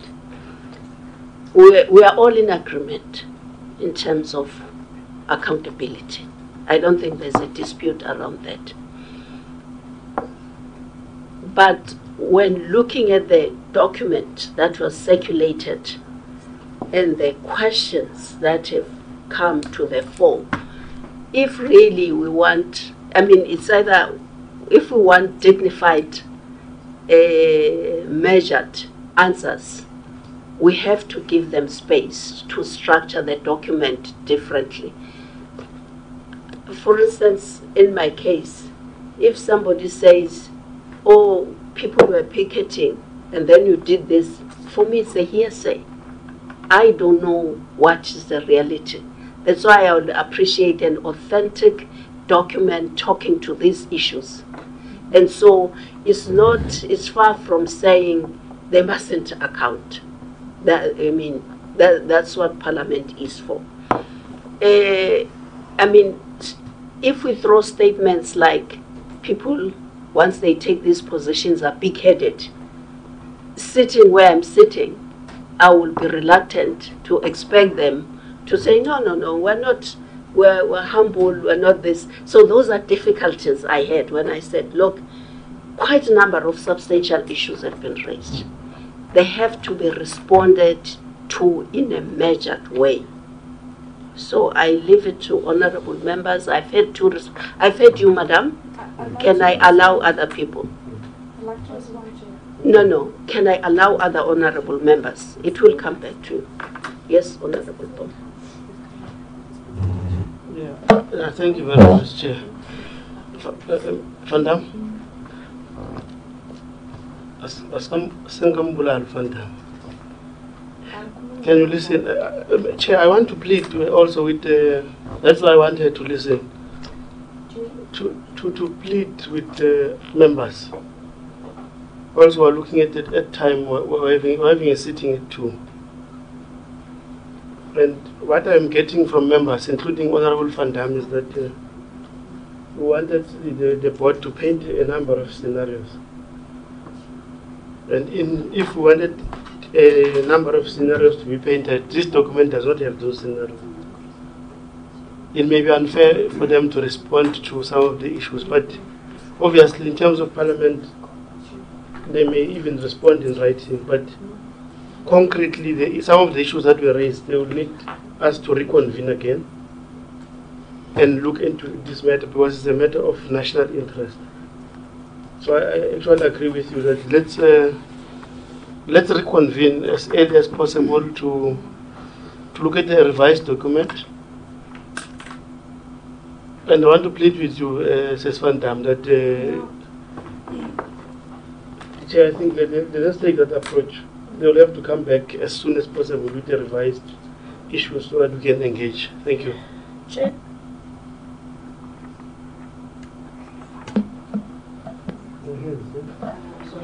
Oh, I have another view in this issue. I think let's give the board a chance not to go and answer every question we raise here, because some of the question was not a question per se, but let's give them a chance, but not to go to all these questions we raised, but let's give them a chance. We cannot say they must not say anything here and go back and come back. I'm in that view, Chair, and I'm respecting your view. I have no strong view in the matter. Honorable Van Dam. Chair, I really feel affronted. My hand was up before the 2 colleagues that were speaking, and you acknowledged me, and then you gave Honourable Bongo first option to speak. And as a woman, I really feel that's not right. Yes, I'm a woman and a member of Parliament, and it's not fair that I've raised my hand, I've been acknowledged, and you get the opportunity to speak before me. I'm sorry. So from that, yeah, it's true. It's the third time that the SABC actually comes to produce the same type of documents to us. And I want to know why you preempt what they would be answering. They are willing to answer, so we must give them the opportunity. You cannot protect the board. They must have the opportunity to speak. Honorable Galago. No, Chair, I thought maybe your interpretation was, your input, I thought it was actually, maybe was not, they didn't understand it. You were not saying the board must not reply, but in view of time, there are substantial issues which they cannot answer on them here. But there are immediate issues which we've raised here, which they can actually answer. And I'm sure they have jotted down, they will see those issues, which are just straightforward to me. They can just want to answer on those areas.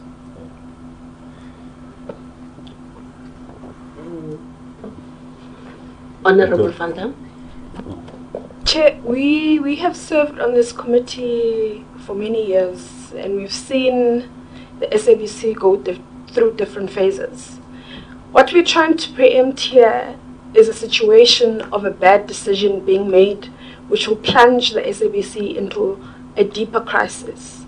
So I feel very as if you are preempting what they're going to say. You are protecting them. You're saying that I mentioned the issues of them being arrogant. You're saying it's hearsay that they've big heads. The issue of Mr. Tekiso and the disciplinary action, he was on TV saying he didn't receive a notice of the strike, which is, I'm sorry sir, blatant lie. We've seen the emails that were sent to you. We saw the response where you said there'd be disciplinary action. So you lied to the nation on TV. So you want answers here as members of parliament, and I don't think you as chair should block our questions from being answered. We want all our questions answered. We are members of this committee, and I don't think our jobs should be constrained by you. We have questions and we would like answers, please, Chair.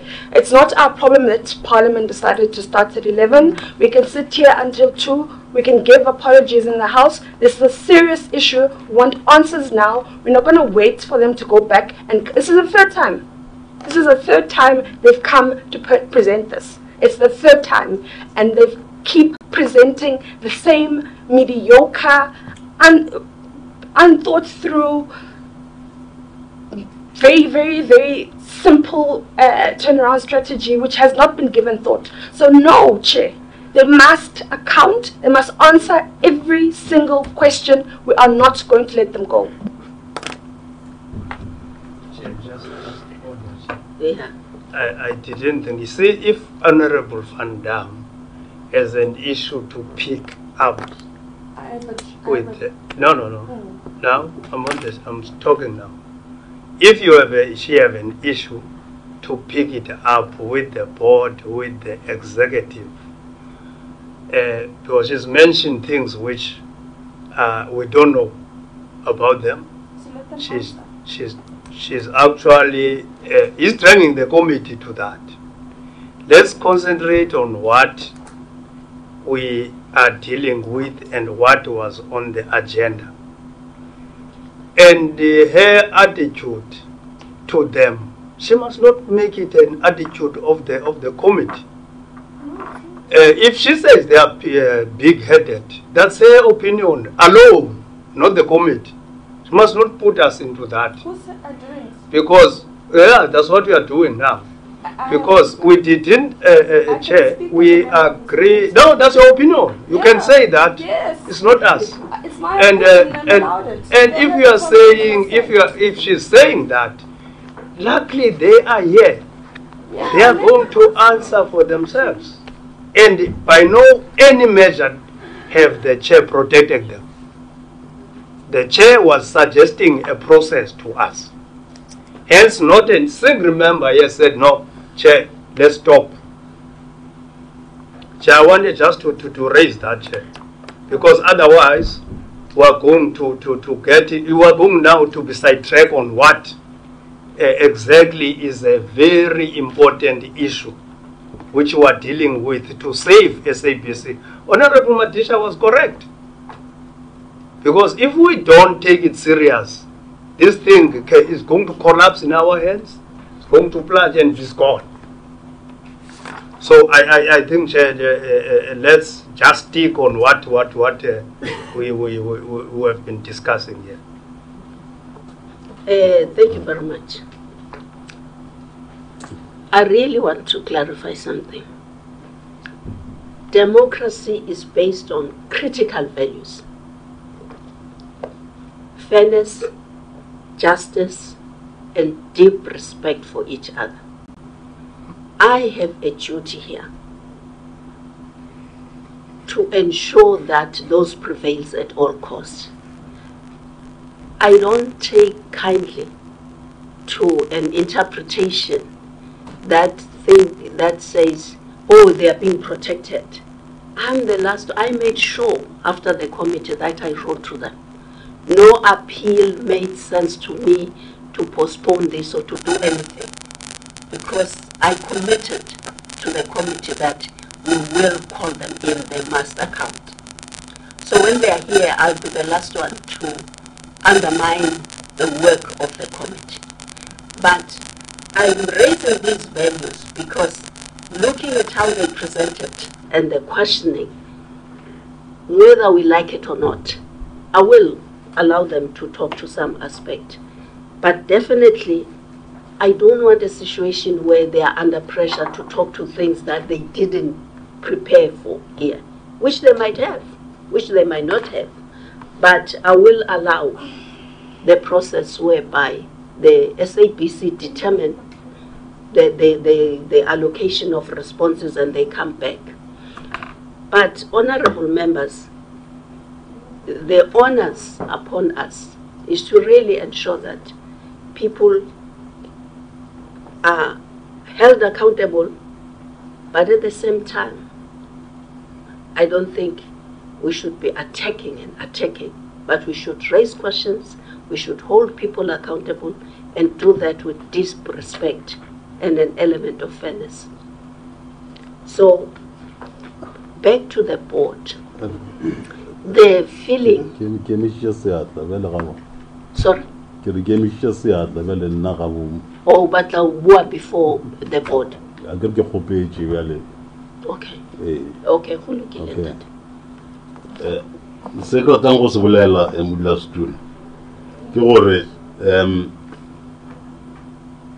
We here are talking about options. I want to request ourselves as the committee to put it before us that you see, yes, albeit we may be having a problem of time, etc. I understand that. But then there are realities that are there. If we say they have not given options, they've put that before us. They've said one option, retrenchment. Okay? That is one thing. Correct. It's an option. They've said one option, let's get money. Give us money. Okay, that's another option. They've given a number of options. Let me not repeat that which I've said. Now, all that we need to say as a committee is that, yes, do we agree with these options? And then if we so do, by when should they be actualized? Okay, I understand and agree with you. There are options, and if we are saying that they must do that once again, it means they must repeat themselves. They put that. And I further will request that, yes, let us not punch. All right? Let's not do that. But agree once again that they represent what we represent. The people of South Africa, through that which belongs to the people of South Africa. And then let's protect that. And then later, remember, it's only 2 months, Chairperson. This is November, December, January, that thing is collapsed. So can we agree that something has got to be done? And not say, okay, you'll come back whenever. I will stop there. Okay. Those people cannot be retrenched. Now you are a union, you are wearing a unionist cap. Thank you very much. I think back to the board, you have had honorable members. I will give you an opportunity. I don't know how have you organized yourself to respond to questions that you are ready to respond to. Where you feel you will need more information, you will tell us. Thank you. Thank you very much, Chairperson. Maybe let me clarify one thing. If you recall, the committee had requested that we submit information relating to 189, Section 189. What we then decided to do was to incorporate the year-to-date in terms of revenue as well as expenditure. And then what we then did, we incorporated the priorities that we have going forward. So what you have here is not a turnaround plan, but it's an update in terms of what we've done in the past 2 quarters. May I also remind the committee that on the 25th of September, we came to present a 110-slide presentation that contained a very comprehensive strategic roadmap as well as the turnaround plans. And the committee actually approved that and applauded it as a good work in terms of turning the SABC around. So I think it's very important just to clarify that what you have here is an update of where we are from a financial point of view. The question that was then asked, what can be done? How much do we need? If you look at all of our liabilities, the debts and so forth, what would need as an organization right now is to be recapitalized by about 3 billion. The narrative, I must admit, Honorable Vandame, I do not recognize myself in this narrative of an arrogant, authoritarian leader. If anything, we are trying to engender trust in that organization, engage with our employees, but in the process, we have to ensure that we instill discipline. So the narrative of an arrogant executive, I certainly do not recognize myself in. The 463 million, honorable members feel that what we're doing from a cost-cutting point of view is nothing. But if you look at the savings of the 463 million, it's specifically because of all of the small things. It's a sum total of all of the things that we've been doing. They may seem useless or unnecessary, but we've been able to save a lot through this. I think what is also important to the issue about cutting marketing costs for the organization, I said it up front that indeed this is not desirable, but the truth of the matter, we do not have money. So this is why we have had to cut the marketing cost. Then the skills audit issue. In fact, if I may clarify this point, this is not a prerequisite in terms of Section 189. However, from an operational point of view, if you're going to do an organizational design process, you have to do this. This was done by PwC. And you may appreciate or remember that the findings and the recommendations were not implemented. However, because of the attrition rate at the SABC, it's like 4%. Whatever we saw there in terms of the findings, they are still relevant today. What the group executives have done in the process of creating a new structure, they've looked at all of the competencies, functional competencies for employees, they've looked at the qualification, the expertise, and all of these. And these are the processes that are part of the engagement in terms of the Section 189. Properties and also the artwork, I mean, I've explained earlier on, we do have, I mean, the artwork cost about 400 million. But all of these things, if you recall in terms of the strategic plan that we put together, we now have a consultant that is consolidating all of this and will advise us whether to sell, to maintain, and we have shared with the honorable members all of these. And in due process, we'll come back once that process is done to report back. The other issue that was asked before I give to the other colleagues, there is a perception that this retrenchment will only affect the lower employees. Actually, to the contrary, we have been explaining that we have a 6-tier management structure, and you have a lot of duplications. You actually have general managers who only have 1 or 2 people reporting to. In terms of the scope of control, as you may appreciate, that's not sustainable. So we're looking at exactly that tier. It affects everybody in the organization. Have we been too quick to arrive at retrenchments? Not at all. What you'll see here is exactly what we've been doing in the past 2 quarters to avert this organization going through a financial ruin. There are certain things that are outside of our process as executives. If you take, for example, the increase in terms of TV licenses, we have submitted all of the required documentation. However, it's through a body like this that can help us to drive and accelerate this process. The borrowing limit and the guarantee, I think there was a lot of confusion about that.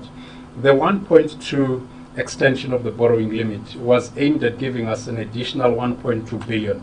And the idea was to take that letter to the bank so that we can actually get more money. Unfortunately, because of all of the issues around insolvency, we've not been able to get that. So if you take anything from what I'm saying, it would be that for us to really be financially viable, we would need about 3 billion as an organization. I'll ask. Thank you, Chair.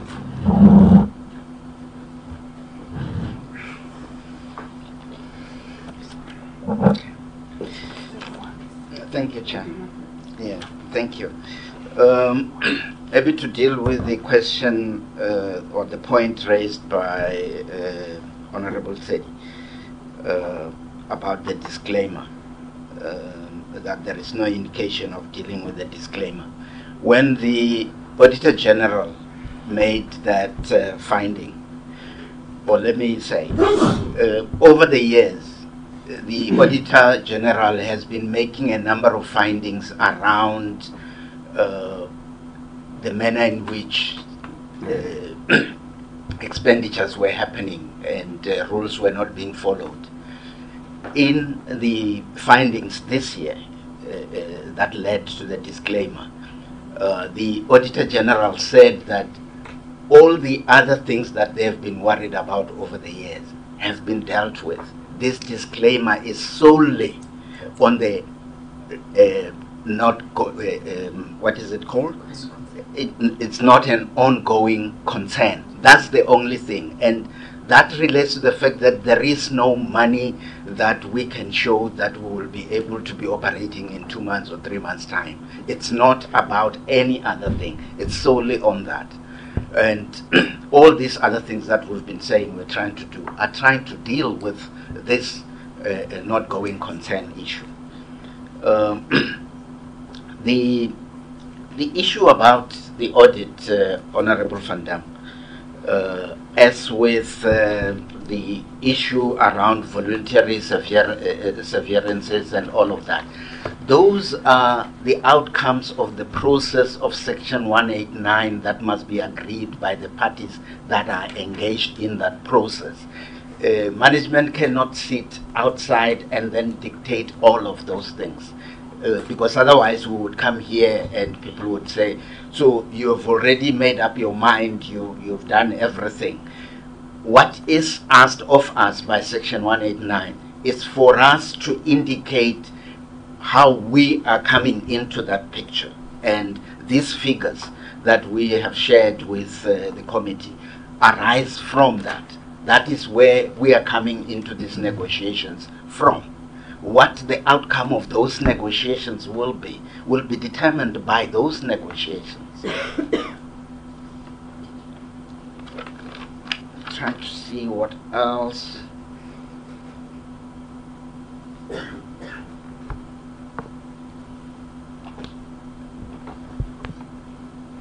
Yeah, but overall, I think the point, as I hand over to my chair, is that the process that is underway must produce the conditions under which the final conclusion must be reached.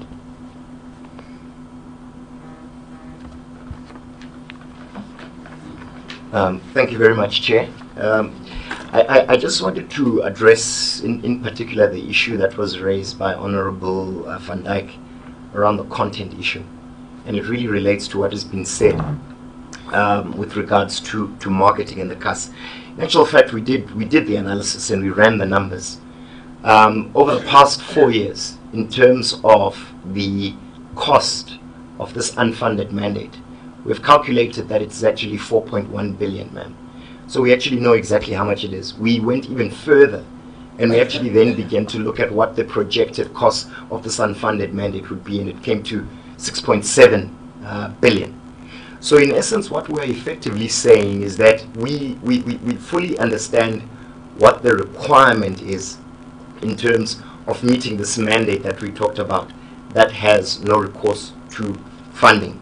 And ultimately, we are saying that, and it has been pointed out that there have been various approaches to raise the funding to try and address this gap between what the SABC invests in content and ultimately what we would be able to afford in the long run. I think the long and the short of it is as follows. Our business is not a very complicated business. Fortunately, it runs on the basic principles that we simply invest in content, and we understand this. And I think I indicated to you that currently our investment in content is around, let's call it, less than or almost 30% of our total revenue. The ultimate amount, or where we should be, is around 50% of our revenue. So we are 7 billion revenue business, but our content levels and spending is little. So the impact is that without the investment in content, we are ultimately unable to sell the eyeballs, which is the audiences, and the ears to the basic advertisers. These advertisers and the rate card that we set is based on the quality of our content, and more importantly, on how much we invest in this content. As I indicated to you, we can exactly give you a projection from a financial perspective of what that gap is and what the impact is in failing to spend. So what do we do ultimately with this revenue when we generate it that we derive from advertisers? We invest in more content, and that is what we should be doing. The unfortunate thing is that at this stage, because of the cash flow situation that has been put forward, what we're doing is we are actually, we describe it as playing off shelf. We are not actually storing in inventory. If I can just give you a sense, someone